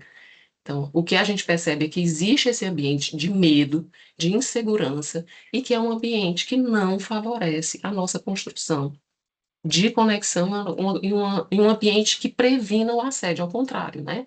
Então, para mim, a JR, ela traz, nesse contexto institucional, esse grande valor, criarmos espaço seguro para podermos ter nossa história respeitada e olhada. Não importa o resultado, no que diz respeito, não preciso concordar, mas é preciso que a pessoa tenha, pelo menos, sigilo do que está sendo colocado. Tá? Então, vou apresentar um pouquinho a JR para vocês, sob essa perspectiva. Vou trazer 3 definições rápidas, que eu acho que ela aborda bem essa temática institucional, né? Então, João Salme, ele diz que, em um sentido amplo, a justiça restaurativa é a justiça baseada em um conjunto de princípios e práticas que nos permitem humanizar e ser humanizados. Em outras palavras, agir, participar, dialogar, engajar e tomar decisões com os outros em qualquer lugar e em qualquer momento. Se nós não tivermos um espaço de humanização onde essa condição seja assegurada, nós não vamos poder falar também em justiça restaurativa, nós não vamos poder falar em ambiente seguro, tá? Então, é um pouco do que eu já trouxe, humanizar e ser humanizado. A pessoa que chega até nós como o assediador, ele é um ser humano. Ele pode ter, naquele momento, cometido aquele erro, aquele equívoco, aquele fato, mas se eu resumo ele ao fato, eu estou desumanizando ele. Se eu não consigo, dentro da história dele, a partir de uma caminhada, de um percurso, encontrar a força e a rede de apoio dele, para que ele possa perceber também que não é só aquilo, que é muito mais, e que esse mais pode apoiar a ele se autorresponsabilizar e a reparar o dano, eu não estou humanizando. Eu estou julgando, e mais do que eu estou julgando, eu estou punindo. Se a punição ela fosse eficiente, a gente não tinha 70% de reincidência, né? Dentro da justiça restaurativa, até hoje, nós somos muito jovens, e são dados que ainda estão sendo levantados, mas nós não temos histórico de reincidência. Então, a gente olhar um pouquinho sobre como esse processo vem sendo feito. Então, humanizar e ser humanizado. E humanizar a vítima. Nós temos que ter cuidado, porque a vítima chega muito fragilizada. Ela tem medo, ela não quer se apresentar, ela fica de câmera fechada. Muitas vezes é isso. Nós avançamos em muitos casos e nós continuamos, muitas vezes, o percurso trazendo um sentido amplo, inclusive a rede de apoio chega. Mas muitos deles chegam desse lugar que eu estou falando para vocês. Medo. Nós precisamos humanizar e garantir esse espaço. Isso é o que o João Salme traz como uma das definições. O Raul Zé é um dos criadores também da justiça restaurativa, americano. Ele que é o autor do Trocando as Lentes, e ele diz o seguinte: justiça restaurativa é um processo para envolver, tanto quanto possível, todos aqueles que têm interesse em determinada ofensa, num processo que coletivamente identifica e trata os danos, necessidades e obrigações decorrentes da ofensa, a fim de promover o restabelecimento das pessoas e endireitar as coisas na medida do possível. Gente, especialmente dentro do ambiente institucional, a gente não pode dizer que um ato e um fato praticado por uma pessoa está completamente desconectado da estrutura, porque não está. A experiência mostra que a estrutura, de alguma forma, favorece aquele ato. A estrutura mostra, a experiência vai mostrando que, de alguma forma, a pessoa chega àquele lugar porque ela também não teve apoio pretérito. né? Então, a gente analisar a história de uma forma mais sistêmica e coletiva nos permite, inclusive, fortalecer o processo restaurativo, né? Então, quando esse último caso que chegou para a gente, que eu acabei de citar para vocês, chega como uma pessoa que tem uma neurodivergência fazendo essa reclamação de assédio. Quando as sessões foram se dando, quantas pessoas foram apresentadas? Quantas pessoas foram chamadas? Foram muitas pessoas chamadas da equipe. Equipe psicossocial, feito vários processos, círculos e tal. Por quê? Porque a eficiência da justiça restaurativa está na gente integrar. Não é da gente pegar uma pessoa e ela isoladamente ser punida como se fosse a única a gerar o que está acontecendo ali naquele sistema, porque não é. Quando a gente começa a conversar, a gente vai vendo as relações, a rede que está conectada àquele fato. E a pessoa precisa, muitas vezes, inclusive, de rede de apoio, né? Às vezes é o psicólogo dele que vem junto. Por quê? Porque o procedimento restaurativo ele é exigente. Em que sentido? Para a gente caminhar na JR, nós vamos precisar de que a pessoa se autorresponsabilize, mas no lugar real, de consciência, de compreensão do que está acontecendo. Isso leva um tempo, leva uma maturação. São perguntas, são rede de apoio, são outras pessoas que são chamadas, outras vítimas. Enfim, a gente vai fazendo esse processo para autorresponsabilização e reparação. Sendo que a reparação do dano é feito também por quem cometeu. Ela ajuda a construir o resultado do fato que ela cometeu. Ela, a vítima e outras pessoas que estão envolvidas. Então, é a construção do justo no caso concreto. E a partir do momento que a pessoa faz parte desse processo, gente, ela realmente se responsabiliza, né? Nesse endireitar das coisas. Porque ela foi considerada, porque ela foi vista, porque a história dela foi vista. Porque ela cometeu esse assédio, mas também cometeram vários outros assédios em relação a ela. Dificilmente existe um isolamento aqui. Geralmente existe uma rede, né, que acontece ali. Nós próprios. Quando eu não conheço o tema de assédio, eu próprio posso estar cometendo assédio dentro do meu ambiente de trabalho. Eu próprio posso estar cometendo violência comigo mesmo. A partir do momento que eu não reconheço limites que minha natureza humana me dá, eu estou sendo violenta comigo. Se eu sou violenta comigo, a probabilidade de eu ter violência com a minha equipe é enorme. Porque eu vou repassar. Então, nós precisamos trazer, iluminar essa questão, observar como é que está sendo isso no meu ambiente. Como é que eu estou lidando comigo? Porque eu sou cobrada. Né? Como é que está sendo feito isso? Né? Então, a JR traz muito essa perspectiva sistêmica do grupo, né? Das pessoas coletivamente afetadas e que afetaram.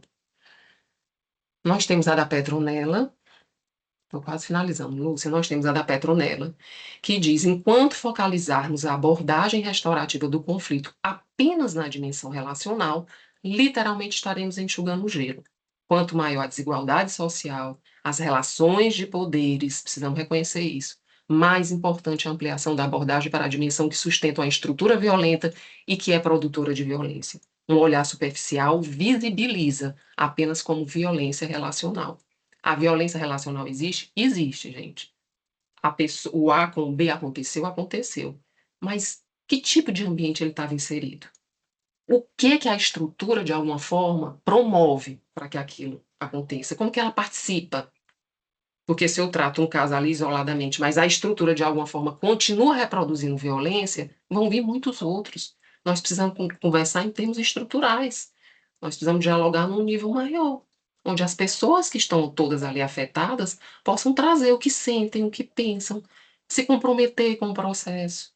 É fácil de jeito nenhum. A gente, às vezes, recebe alguns casos aqui que envolvem outras instituições. Estou falando isso, gente, porque é confidencial o procedimento restaurativo. Então, às vezes, eu vou fazer isso para não gerar nenhuma informação sobre os casos que a gente atende, né? Então, às vezes, vem também pessoas de outras instituições e o caso é tratado isoladamente ali, que tem seus benefícios, mas nós chamamos a instituição para conversar. Por que a instituição não dialogou com aquelas pessoas? Por que a instituição não tinha uma equipe ali que ouvisse inicialmente? O que aconteceu que deixaram chegar naquele lugar? Cadê a responsabilidade institucional também, né? Nós precisamos convidar a instituição para fazer parte, ele precisa integrar a conta também, né? E a justiça restaurativa fala isso, se a gente afasta, a gente vai estar enxugando ali um gelo, vai ajudar, mas nós não estaremos cuidando da questão de uma forma mais ampla.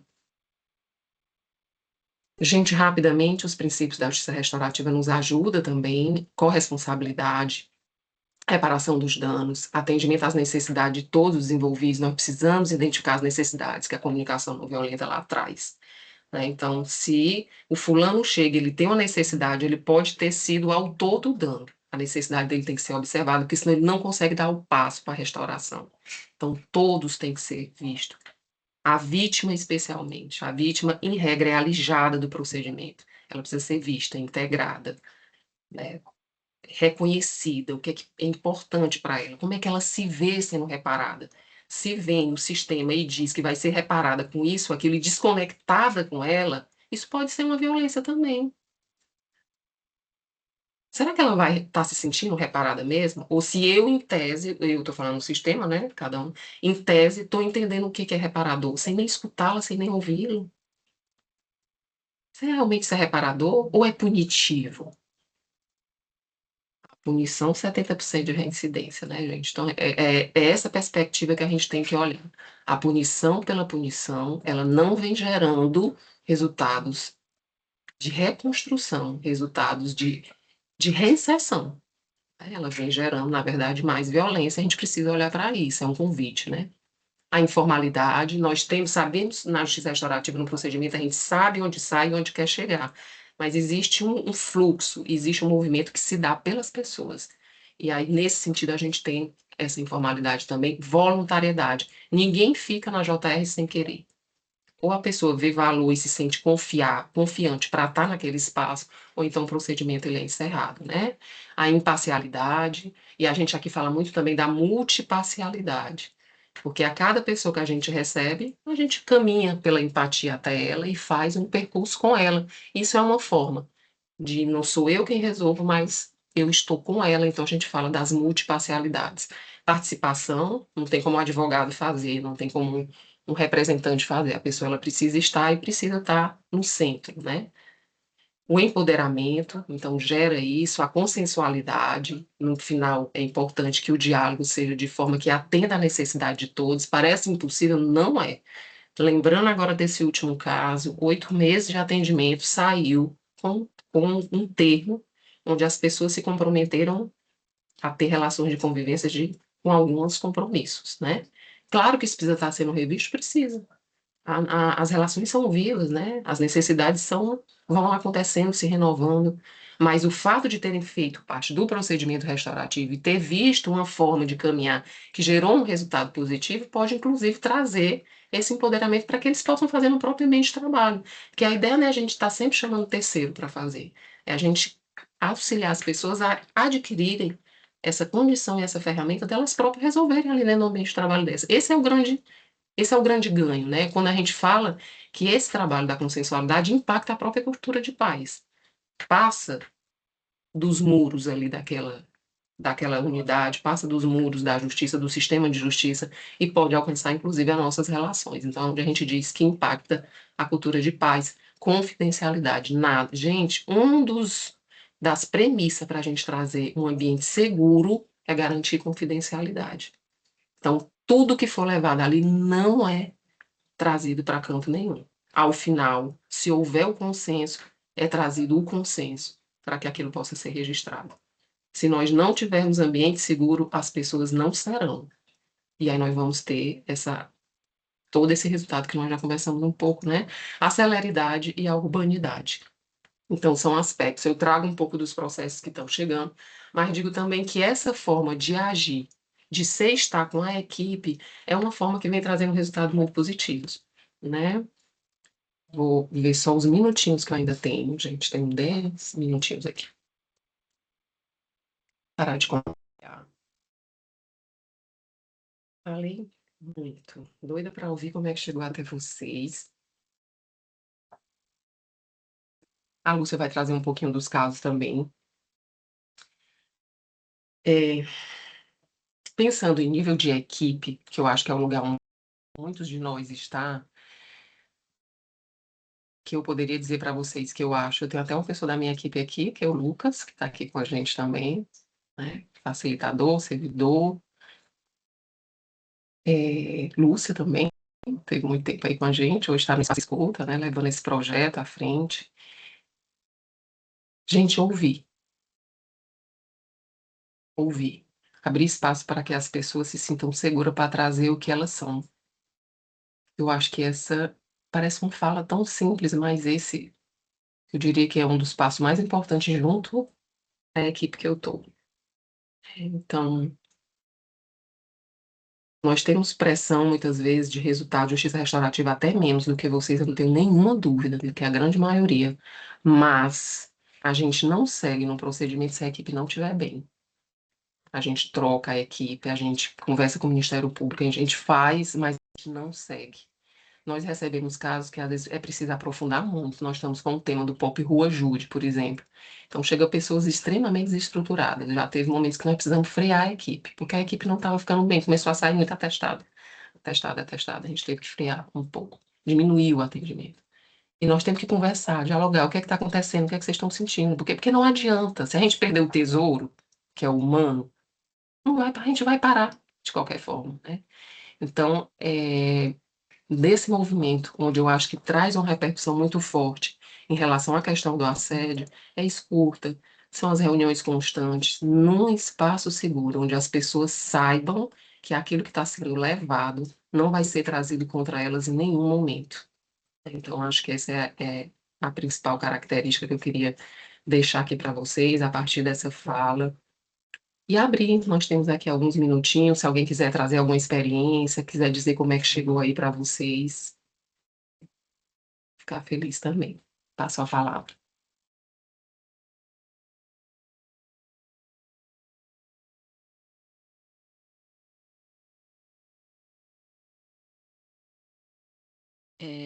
Grazi, eu gostaria de iniciar, aproveitando essa sua fala, porque a escuta e o espaço de escuta tem muito a ver com tudo isso que você já trouxe, né? Ela é uma das ferramentas da comunicação não violenta, né? O escutar ativamente. E dando boa tarde já praticamente a todos, já não é mais bom dia. Eu trabalho na justiça aqui, iniciei com a conciliação. Meu nome é Lúcia.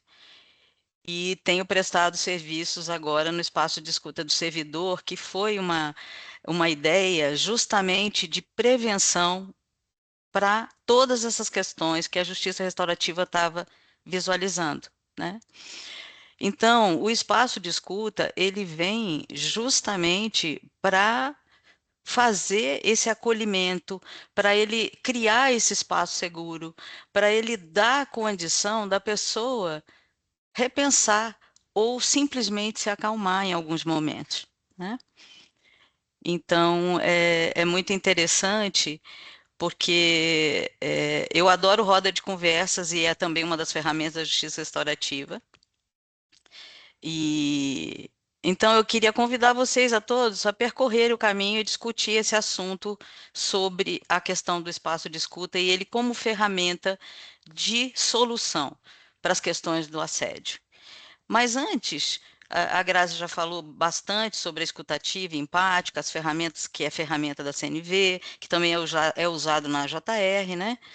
E aí, a grande pergunta que eu faço, e que talvez a Aline também tenha trazido, como pode ser feito, né? Eu acho que o primeiro passo é a gente entender que todo conflito ou toda situação que envolve assédio, existe de fundo um ruído de comunicação, né? Existe um entendimento diferente, né? Eu anotei alguns detalhes da aula do dia 18 que eu achei muito interessante. Primeiro foi a doutora Rafaela falando sobre as estatísticas, né? Que o assédio moral, ele representa 80% dessa estatística. E que a maior parte das vítimas são mulheres e que a discriminação por cor acaba tendo 70% de percentual, né? Agora, ainda assim, as legislações estão sendo atualizadas, inclusive respaldando situações que têm acontecido somente uma vez, independente de intencionalidade e da pessoa ter intenção ou não de ter assediado. Agora, com toda a legislação que vem sendo cada vez mais ampliada, a gente o que percebe é que esses percentuais não param de subir, né? Então, a minha primeira pergunta, e eu queria trazer um vídeo bem interessante, e depois eu gostaria que vocês colocassem no chat o que vocês observaram, o que é uma comunicação eficaz, né? Pensando de uma forma muito simples, né? Eu vou compartilhar o vídeo, ele é simplesmente de 60 segundos. Então, vocês vão ver que em 60 segundos é possível falar de comunicação. Vocês já conseguem ver o vídeo?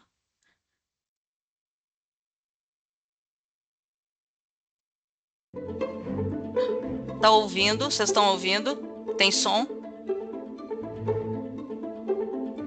Sim.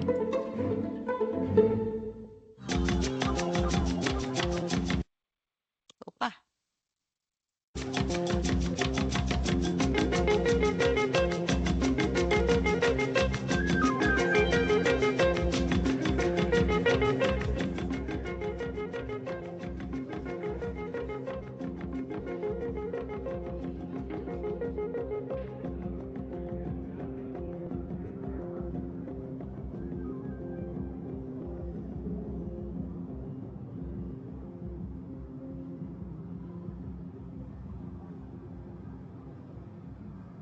Você já parou para pensar se a sua comunicação é acessível? Cada indivíduo se expressa de maneira singular, porque compreende o mundo de formas diferentes, nas interações cotidianas, com os espaços e nas mídias. A comunicação faz parte da nossa identidade. Comunicação é direito, e é dever e responsabilidade de cada um garantir o direito do outro. Repense a sua, a minha, a nossa comunicação.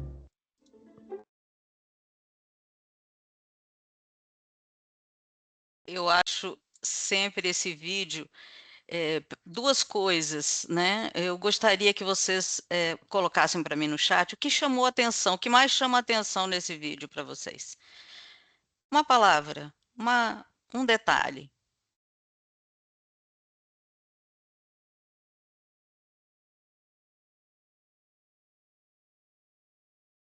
Conseguem? Será que todos estão aqui ainda? Essa é a minha dúvida. Oi, Lúcia, desculpa, eu não pude olhar o vídeo porque eu estava atendendo justamente uma questão da Comissão de Prevenção e Enfrentamento ao Assédio aqui no Amapá. Eu estava atendendo uma demanda aqui rapidamente, aqui, daí, por isso que acabei não vendo. Daí. Pois é. Esse é um dos detalhes que a gente hoje sofre no dia a dia. Ninguém está totalmente disponível. Esse é um dos problemas. A gente está aqui em curso, mas eu tenho certeza que todo mundo está fazendo uma segunda coisa. Ninguém está aqui só para o curso. Então, esse é um dos problemas que causa muito ruído nas comunicações. A gente está sempre atento a uma infinidade de estímulos, né? E isso faz com que, às vezes, a gente desconsidere o outro, né? Mas a observação do outro, a não verbalidade, a comunicação é um direito, ótimo. Mas, às vezes, a gente pensa que comunicar é falar e ouvir, não é? E nesse caso não tem voz.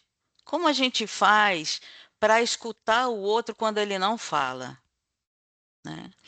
E quando a gente fala de escuta ativa também, qual a primeira coisa que vem na nossa cabeça?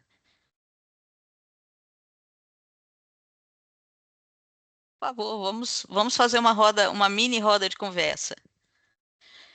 Outra coisa, todo o material da instituição do Espaço Escuta, como ele foi criado, por que ele funciona, os fluxos, está tudo no material que está no módulo, no módulo 2. Lá, inclusive, por que a escutativa importa, no final tem uma série de perguntas que eu gostaria que vocês tentassem responder para vocês, e se puderem e quiserem colocar lá como resposta, eu agradeço, até como forma de pesquisa, né, do entendimento. Estar atento, né, ativamente, né, sem interromper o outro. Sim. Possibilitar com que o outro possa expor a situação sem qualquer interrupção, sem qualquer tipo de julgamento, como numa audiência, por exemplo, quando tu vais tomar um depoimento pessoal da parte autora, por exemplo, ou mesmo inquirir uma testemunha. A partir do momento que tu deixas a pessoa expor, ela vai mencionando os fatos e vai tornando a situação mais clara. E à medida que tu vai passando a ter uma compreensão melhor do que efetivamente ocorreu. Porque no processo a gente constrói a verdade possível. A gente não consegue construir a verdade como ela efetivamente ocorreu, mas é uma verdade dentro do possível. Assim, ou seja, dentro do que nos foi trazido ali. E a audiência judicial ela é um exemplo clássico de escutativa. É claro, é verdade. Obrigado, Fernando. É mais ou menos nessa linha mesmo que a gente traz. A escuta, ela, como alguém falou aqui, é não interromper, tudo aquilo, aqueles critérios que a Grazi também já trouxe aqui sobre os erros na forma de escutar. Mas algumas coisas, talvez, eu gosto de chamar a atenção, e a primeira delas é: eu me escuto? E a autoescuta? Porque quando a gente fala em escutar, a primeira coisa que a gente pensa é que a gente vai escutar o outro. Mas quem é o outro? E eu? Eu me escuto? Eu me percebo dentro de um contexto? Porque esse é um dos caminhos que o espaço de escuta também permite, uma reflexão sobre si mesmo, né? Então, a forma com que as demandas chegam no espaço podem ser várias. Pode ser espontâneas, podem ser as comissões que encaminham, pode ser os processos que acabam chegando pela justiça restaurativa, no sentido de tentar fazer uma reconexão entre as pessoas que estão envolvidas, mas independente disso, o que vai melhorar, né, essa questão ou diminuir esses ruídos? Me chamou a atenção também na aula passada que o Dr. Felipe, ele tinha trazido que logo no início, quando ele entrou na justiça, ele sofreu um tipo de assédio, uma abordagem de um juiz com quem ele trabalhava, que é um exemplo clássico de desconexão, de ruído na comunicação e distanciamento entre as pessoas, né? Típico em casos de assédio. Então, o que eu tenho observado na prática aqui no espaço de escuta do servidor é que há um distanciamento entre a pessoa que se diz assediada e a pessoa que é o assediador, né? E aliás, eu nem gosto dessa terminologia, porque eu acho que, assim, a gente dizer o assediador e o assediado, a vítima, né? Então, eu vejo, assim, que isso é uma das coisas que a gente precisa repensar mesmo, em como a gente pode modificar isso e diminuir esses números, né? Como a gente melhora a comunicação, como a gente vai fazer para resolver essas questões, né? Uma das coisas também que motivou a criação do espaço de escuta foi uma pesquisa que eu não sei se vocês já ouviram falar de um palhaço. Ele é um palhaço profissional. Eu deixei o vídeo, ele também está no Moodle, o vídeo inteiro. Eu vou passar só um pedacinho do vídeo dele aqui, para vocês terem uma ideia da extensão e do que eu falo, de que às vezes a gente só escuta um pedacinho e já corre para responder. Tá bom? Vamos ver aqui. Vou partilhar um outro vídeo, eu vou encher vocês de imagens e para a gente poder ter mais argumento para essa conversa.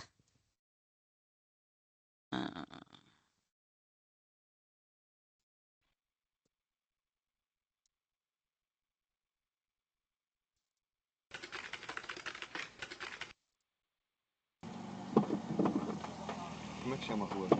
Fala Piraí, fala que você vai aqui na Piraí. Tá. Tudo bem? Eu vou aqui na Piraí sequestrar o seu Antônio. Fica à vontade. Muito obrigado. Fica à vontade, é muito bom, velho. Eu vou aqui na Piraí sequestrar o seu Antônio. Fica à vontade. Fica à vontade para sequestrar o seu Antônio. O seu Antônio está liberado.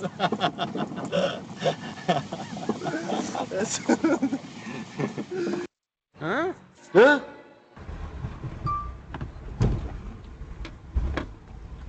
Tudo bem, amigo? Desculpa te incomodar. gente vai estourar um caixa do Itaú aqui perto. Qual que é o mais próximo? Caixa do Itaú, Vai sim. estourar. Na Avenida José Félix. Vai ser o seu próximo cruzamento. É aquela lá na frente. Tem É o primeiro cruzamento que o senhor vai encontrar. Tá. Na sua esquerda tem um caixa lá. Ah, obrigado. Tá bom? Obrigado.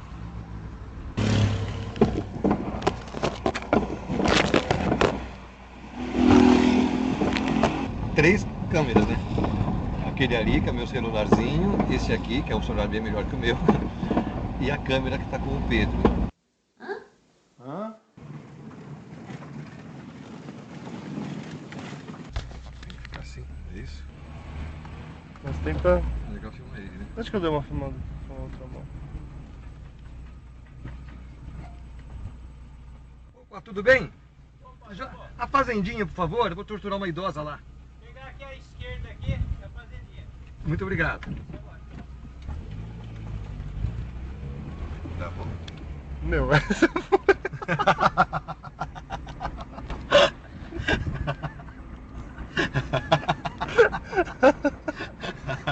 Essa foi maldosa, cara. Nossa, que genial.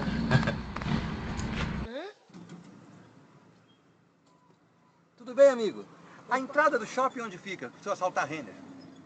Tem a entrada lá em cima e tem aqui embaixo, aqui, ó. Ah. Bem na frente tem uma entrada. Ah, esse aqui é o shopping? Esse aqui é o shopping. Ah, então entrando por aqui, Bem na frente, você vai ver a tá entrada legal. do carro. Onde tem os conezinhos amarelos. Tá bom. Beleza? Obrigado. Nada. É? Sim. Tá. Tô procurando. Vou perguntar aqui. Tudo bem, amigo? Tudo jóia? Tem alguma livraria aqui? Livraria Você tem, costuma assaltá-las? Tem. É? É no primeiro Seu piso? A gente vai assaltar lá, né, Pedro? Obrigado. Fica à vontade, boa tarde. Tchau, muito obrigado. Fica à vontade. Fica à vontade, boa tarde.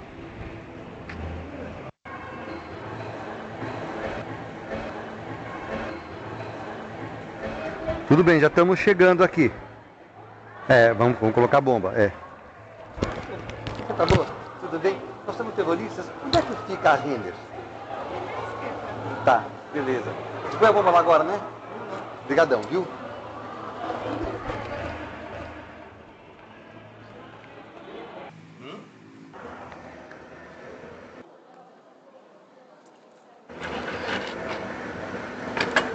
Mais um café com espuma. Ele pediu uma ajuda tua, vou ter que ser sincero. Casa Bahia ou Magazine Luiza, né? Qual das duas melhor para você acha? A melhor? Magazine Luiza tem pouquinho. É, né? Magazine Luiza. Então, obrigado. Imagina, mais um com espuma, né? Tá, vou perguntar aqui, Tudo bem, amigo? Tem a Nobel? Quem precisa assaltar lá? Do lado da esquerda. Aqui à esquerda? Tá, muito obrigado. Vamos lá assaltar, Pedro. Obrigado. Beleza, tá jóia. Tá, vou perguntar aqui como é que é. Amigo, melhor rota de fuga. Pra fugir é melhor a Raposo ou a melhor a Politécnica pra fugir daqui? Mas olha, eu vou dizer uma coisa, tu pode se falar o pessoal na saída. O pessoal ali ser um pouco antigo também mora tudo nessa área aqui. Já estão acostumados. Valeu, obrigado. Obrigado. Muito bom. Tudo bem, amigo? Opa, tudo bem? Como é que eu chego na estrada? Na Raposo, Tavares? Ele fez um assalto aqui. Você vai seguir pra onde? Eu vou pra qualquer lugar. Quero só fugir. Tá bom. A gente quer colocar uma bomba na igreja, sabe onde fica?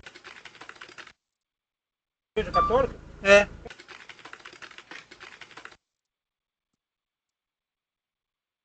Eu acho que com essa fala final aqui, fala que eu não te escuto, é sempre um questionamento. Quem realmente está nos escutando? Né? Quem está realmente presente? Né? Quem está realmente atento? E o espaço de escuta, observando todas essas coisas, foi criado justamente, num primeiro momento, até para fortalecer, despertar nos servidores a curiosidade sobre a justiça restaurativa. A gente tinha pensado no projeto, nessa época que eu estava dentro do núcleo de práticas restaurativas, como a gente ia mostrar para os servidores a importância da justiça restaurativa, né? E a gente achou que a escutativa era a ferramenta fundamental que acabava trazendo a questão de onde os problemas surgiam e aonde a gente poderia resolver como prevenção. Então, dentro desse contexto é que foi criado, inclusive, no primeiro momento, a justiça escutativa, ela previa eventos onde a gente utilizaria a biblioteca humana. Vocês já ouviram falar da biblioteca humana? Alguém conhece? Vocês já ouviram essa expressão? Alguém? Sim. Sim. Quem mais? Uma? Tem mais alguém?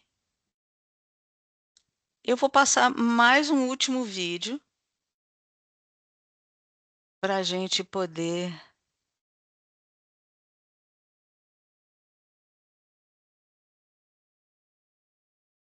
finalizar essa passação de vídeo, gente, para a gente poder falar diretamente da escutativa um pouco mais.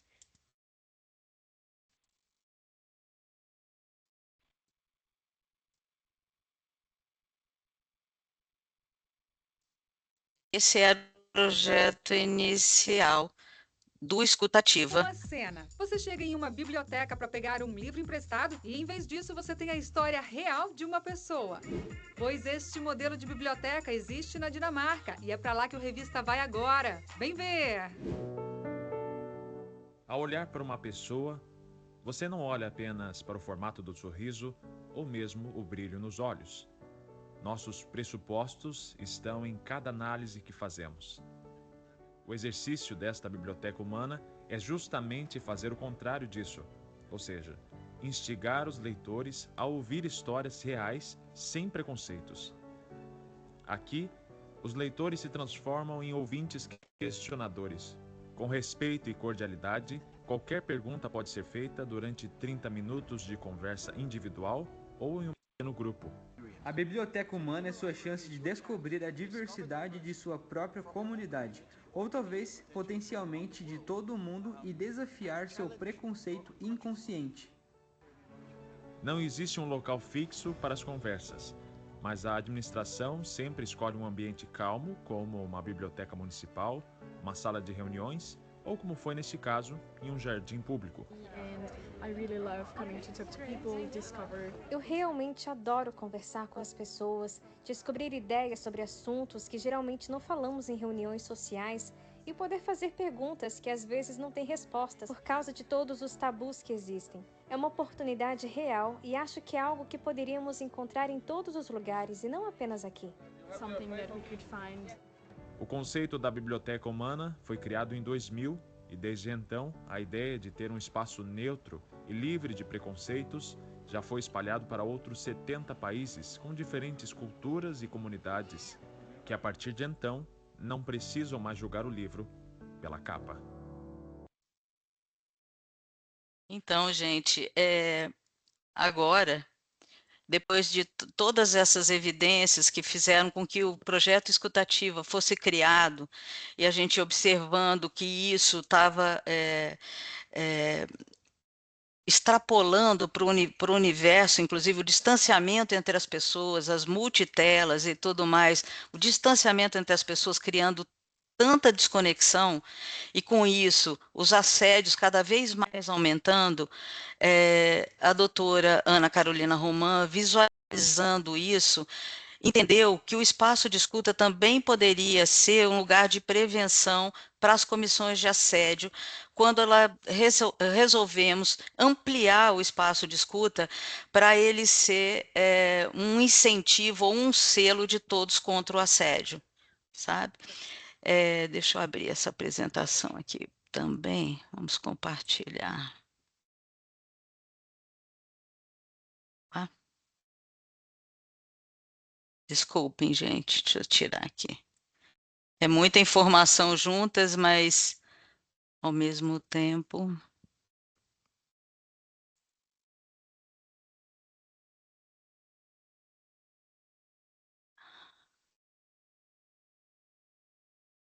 Acho que agora vai dar para compartilhar melhor. Então, foi em cima dessa ideia que o espaço de escuta ele foi amplificado para poder ser uma ferramenta também de transformação e enfrentamento do assédio. Vocês estão enxergando? Uhum. Ah, é porque para mim aparece a tela cheia aqui, então eu não vejo. Então, ele transformando o enfrentamento ao assédio e à discriminação institucional, tanto no TRF1 quanto aqui o piloto é aqui na SJDF. Então, a escuta qualificada como alicerce saudável de um ambiente saudável. Então, essa é a importância dele. O desafio dia a dia no sistema de justiça, que acumula pressões, desgastes naturais, sem um canal adequado de tensão cotidiana, pode evoluir para conflitos sistêmicos ou ambientes tóxicos, né? Então, o pilar da escuta empática é a válvula de descompressão institucional. Então, a gente acredita que esse espaço, que ele é físico, que ele é virtual, que ele é por telefone, ele pode prevenir o adoecimento e fortalecer a cultura de respeito mútuo entre as pessoas. O nosso compromisso institucional é promover o bem-estar emocional e a cultura do diálogo, né? Então, existe uma base legal. Alguém perguntou no início do curso se tinha uma portaria. Tem uma portaria, que é a Portaria Conjunta 252 de 2025, que institui esse projeto, né? E aí, como é que é um ambiente de descompressão seguro e sem julgamentos? Porque é isso que a gente faz aqui. Se a pessoa quiser vir para cá e não dizer nada e ficar 15, 20 minutos só quieta, ela pode. Se ela quiser trazer alguma situação que às vezes não necessariamente é de problema de trabalho, a gente acolhe também, né? A pessoa quer trazer uma opinião que ela tem sobre como melhorar o trabalho dela, que ninguém escuta ela no setor onde ela está, a gente oportuniza isso também. Então, a gente não fica focado no problema. O espaço de escuta, ele não é um lugar onde fica focado no problema, tá certo? Então, a pessoa pode entrar, as demandas podem chegar pelo canal telefônico, pode chegar pelo e-mail, pode chegar também pelo Teams, né? E existe um link que a gente disponibiliza também na divulgação, para que a pessoa possa fazer agendamento. Tudo isso pode ser de forma anônima, não tem necessidade da pessoa se identificar. A pessoa escolhe a modalidade que ela quer. Então, o sigilo aqui, a garantia de sigilo, ele é absoluto, né?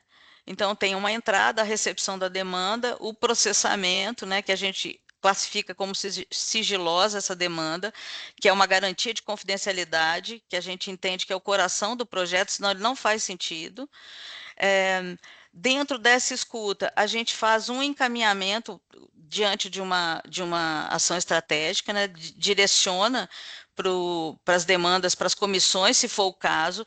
Quando a pessoa quer dar prosseguimento à demanda, a gente encaminha para as comissões de assédio para que ela possa fazer o trabalho, né? E a gente faz um registro estatístico anual, só para poder ver onde a gente pode melhorar isso, né? Ele não tem nenhuma parte individual, é só uma questão estatística mesmo. Então, o princípio do consentimento foi o que eu falei, ele chega totalmente, normalmente, como a Grazi também trouxe na fala dela, o medo de retaliação, principalmente quando é assédio, uma escalada não desejada, né? Porque ninguém quer ser mais mal visto dentro do seu setor. Então, ele resolve essa questão quando a gente bota a questão do consentimento dentro do fluxo. Então, se a pessoa não consente, nada é feito, né? O servidor relata, desabafa, recebe a orientação jurídica ou psicológica, ou seja, a gente faz os encaminhamentos e deixa na mão do indivíduo, diante de uma decisão, de todas as informações que ele recebeu, para que ele possa decidir o que ele quer fazer. É o que a gente está chamando aqui de decisão informada, né? E dentro disso, o segmento que tiver que ocorrer. Então, essa é a matriz aqui de diagnósticos e as rotas institucionais que o espaço de escuta trabalha. Com os tipos de demanda, descompressão, mudança de lotação, discriminação, assédio e sofrimento psíquico. Essas são as demandas que chegam no espaço de escuta. O que a gente faz? Na descompressão, a gente faz o atendimento direto próprio, simples. Quando é mudança de lotação, a gente faz a escuta e tenta emitir um parecer sigiloso para ir para o RH com recomendação ou não. Tudo isso a gente usa a escala da cartilha da CGU, dos níveis os 6 níveis de violência que uma pessoa pode estar se sentindo agredida, né? Para poder fazer esse relatório. Discriminação, encaminha para a comissão de assédio. Na discriminação e no assédio, seja moral ou sexual, a gente pede à pessoa para preencher a ficha que o CNJ recomenda. Como é que a gente faz com essa ficha? Se a pessoa não quer dar continuidade à denúncia, ela vai ser encaminhada para a ficha médica da pessoa. Por quê? Ela pode ser acometida de adoecimento e o serviço médico pode saber a situação que ela está passando. Porque como as fichas médicas também são sigilosas, esse é o lugar mais seguro para manter essas fichas, né? Então, tanto na discriminação quanto de assédio, se a denúncia não prossegue, não é encaminhada, ela vai ser arquivada na pasta médica da pessoa. E quando há sofrimento psíquico, a gente tem que encaminhar imediatamente para a área de saúde, seja para atendimento psiquiátrico ou para acompanhamento psicológico. E assim é feito, né? Então, aqui vem a história do selo Todos contra o Assédio, né? A escutativa ela não é apenas um serviço reativo, é uma meta organizacional desse ponto de vista. Ela vai tentar garantir que as práticas da comunicação não violenta se enraizem na cultura, tanto do TRF quanto da SJDF. Então, essa certificação é um programa contínuo para as unidades, ela está na sua fase piloto atualmente. Esse reconhecimento é uma chancela oficial de que a unidade é um ambiente seguro, né? E que está capacitado.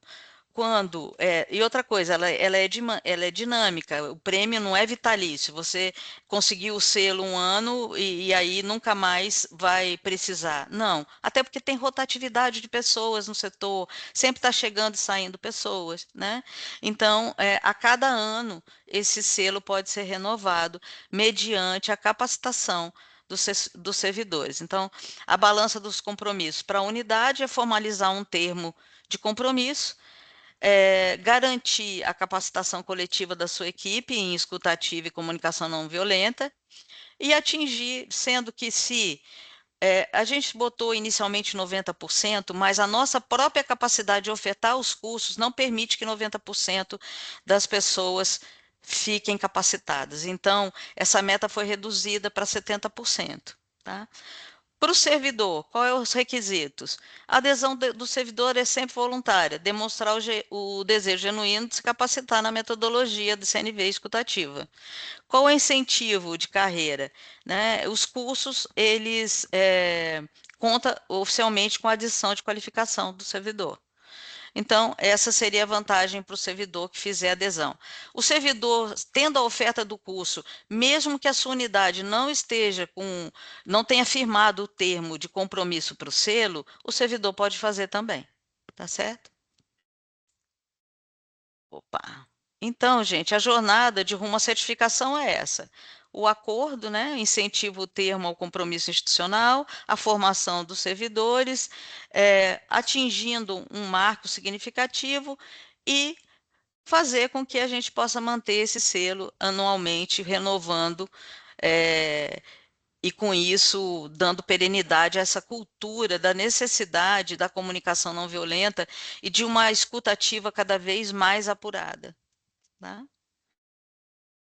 Então, a cultura do diálogo na prática, o projeto Espaço de Escuta é uma realização conjunta para garantir que nenhum servidor caminhe sozinho diante de situações de assédio, discriminação ou sofrimento psíquico. Então, é a parceria com a Justiça Federal, com o TRF1, e o SEJUC, que é o Centro de Conciliação, né? e as comissões de prevenção e enfrentamento ao assédio moral, sexual e de discriminação. Então, eu estou à disposição, eu estou no meu tempo limite, tem 4 minutos para alguma pergunta, mas independente disso, quando eu falei no início, tem amplo material no Moodle. Eu gostaria muito que vocês, nas aulas assíncronas, utilizassem desse material e fizessem os questionamentos que podem surgir a partir do material, inclusive com relação aos vídeos que eu passei, né? Aqueles vídeos do Fala que eu... Deixa eu... Vou descompartilhar aqui. Fala que eu não te escuto, é real, é o dia a dia. A gente escuta só para responder. A gente está envolvido em multitelas, em multiatividades. Vocês estão aqui comigo e todo mundo está preocupado que vai dar meio-dia, que precisa sair, que tem outras atividades. Eu tenho certeza disso, né? Então, nesse momento de tanta informação, desse bombardeio de informação, o meu último convite para vocês não é nem da escuta do outro, é que vocês comecem a se escutarem. Se a partir do momento em que uma pessoa se autoescuta, ela consegue escutar melhor o outro. E eu queria deixar uma sugestão de um livro para quem tem interesse em se autoescutar, que é, eu vou deixar aqui, A Arte da Escuta. A autora é Julia Cameron. Ela dá o passo a passo, gente, para a gente aprender genuinamente a se escutar. E é minha última fala aqui para vocês. Se escutem. Antes de querer escutar um outro, se escutem. Veja como a comunicação violenta nos ensina. Qual é a minha necessidade? O que eu preciso? Eu sei pedir o que eu preciso? Como é isso? Eu sei me comunicar? Eu faço uma comunicação eficiente do que eu preciso e do que eu estou sentindo? Então, se eu não consigo identificar isso em mim, eu nunca vou ser um bom escutador, por mais que eu preste atenção, por mais que a minha atenção esteja plena. Tá certo? Então, 2 minutos. Queria um feedback de vocês, se vocês puderem. Dúvidas?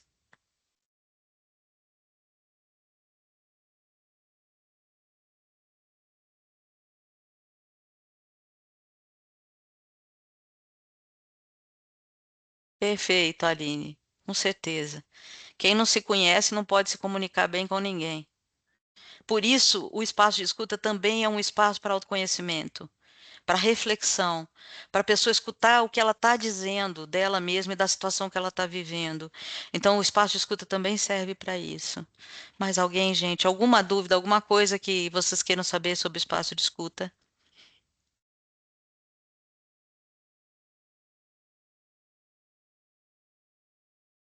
A implementação, nesse caso,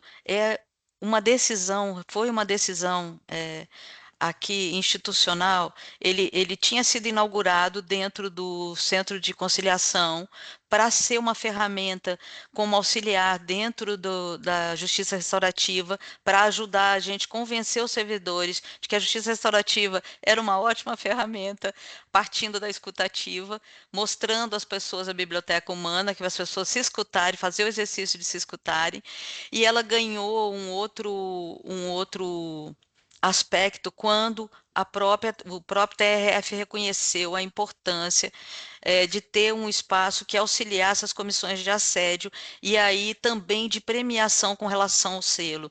Então, a implementação burocrática da escuta ativa, ela vai depender do juiz coordenador que tiver nas suas instituições, existe a normativa, existe essa portaria conjunta da SJDF com o TRF1, ou os outros TRFs também, se quiserem parceria com o TRF1, também vão poder implantar um espaço de escutativa. Vinculado ao SEJUC aqui, porque ele nasceu dentro do SEJUC, dentro das práticas restaurativas. Ele nasceu dentro dessa necessidade, né, interna, inicialmente, de divulgação desse serviço novo que era a justiça restaurativa. Tá certo? Ok, pode falar, Luciana. Pode abrir a câmera e falar. Bom dia. Bom dia. Então, minha dúvida, eu sou presidente da comissão aqui da Seção Judiciária de Goiás. A minha dúvida sobre implementação, né, é porque a realidade das sessões, das outras sessões é diferente, né, da realidade do DF, porque o DF tem o tribunal para amparar, né? E eu gostaria de saber qual que é a estrutura, quem que faz parte dessa escutativa, quais são os membros, e se você atua exclusivamente lá ou você vem emprestada de outro setor? Eu sou prestadora de serviço Uhum. contratada pelo serviço médico e inicialmente isso aconteceu para poder fazer a estruturação do núcleo de prática restaurativa. Eu estou aqui desde a implementação do núcleo. Eu fui contratada junto com o assistente social para a gente fundar o núcleo de práticas restaurativas inicialmente. E depois disso, como o núcleo ganhou, ele foi estruturado e ganhou uma outra dimensão, e a questão do espaço de escuta, ela também tomou uma outra dimensão. Eu tomei a frente só do espaço de escuta. Então, faz parte do espaço de escuta hoje a parceria com as comissões de assédio e as ouvidorias, então, e também com os serviços médicos, então, em parceria comigo. Eu faço a escuta atualmente, mas tem a parceria dos psicólogos e assistentes sociais dentro do TRF1 também. O próprio psicólogo que fica no serviço médico, ele também tem um dia disponível, caso precise dos horários que eu não tenho disponível, ele pode fazer a escuta. Então, tem uma rede de apoio. O espaço de escuta, ele funciona centrado na minha pessoa neste momento, mas com uma rede de apoio em volta para ele ter sustentação. Entendi. Não sei se eu respondi. Não, respondeu sim, mas é que aqui, por exemplo, nós não temos um psicólogo só para isso, né? Nós temos psicólogos, sim, que a gente encaminha para fazer os atendimentos depois do acolhimento, mas essa escutativa acaba sendo feita por membro da comissão mesmo, porque eles procuram diretamente a gente porque não tem esse espaço, né? Isso é uma coisa para ser pensada e a gente pode até conversar isso depois, Luciana, com mais tempo, porque a gente já extrapolou 3 minutos. Eu não quero ser a portadora aqui de ser a pessoa que está extrapolando o tempo. Se você tiver a chance, como eu já disse a todos, olhe todo o material que está lá no Moodle e pode me chamar no privado. A gente pode fazer uma conversa por via Teams, e aí a gente pode individualmente, eu me disponho a cada um das pessoas que estão aqui presentes, que quiserem, podem me chamar pelo Teams, e a gente pode ver as particularidades de cada um e as dúvidas que cada um pode ter com relação ao espaço de escuta, e eu acho que isso vai ser mais ativo. Obrigada. Obrigada também pela participação. Mais alguém gostaria de trazer alguma coisa para eu poder agradecer? Então, gente, eu, como disse, última fala, agradeço imensamente a oportunidade. As criadoras do curso, né, a doutora Ana Carolina e a doutora Rafaela, por essa oportunidade de primeiro de divulgar uma coisa que eu acho fundamental como prevenção, que é o espaço de escuta. E a amplitude que ele tem é inimaginável, pode parecer pequeno agora, mas ele é uma estrutura que pode melhorar muito a vida de todos os servidores, se assim a gente aprender a utilizar melhor essa disponibilidade que a Justiça Federal ofertou e que o TRF encampou. Muito obrigada a todos e que tenham um ótimo dia. E à disposição. Até logo. Tenham um bom dia. Obrigado, Grazi. Obrigada a todos. Obrigada, Grazi e Lúcia. Bom dia, gente. Bom dia.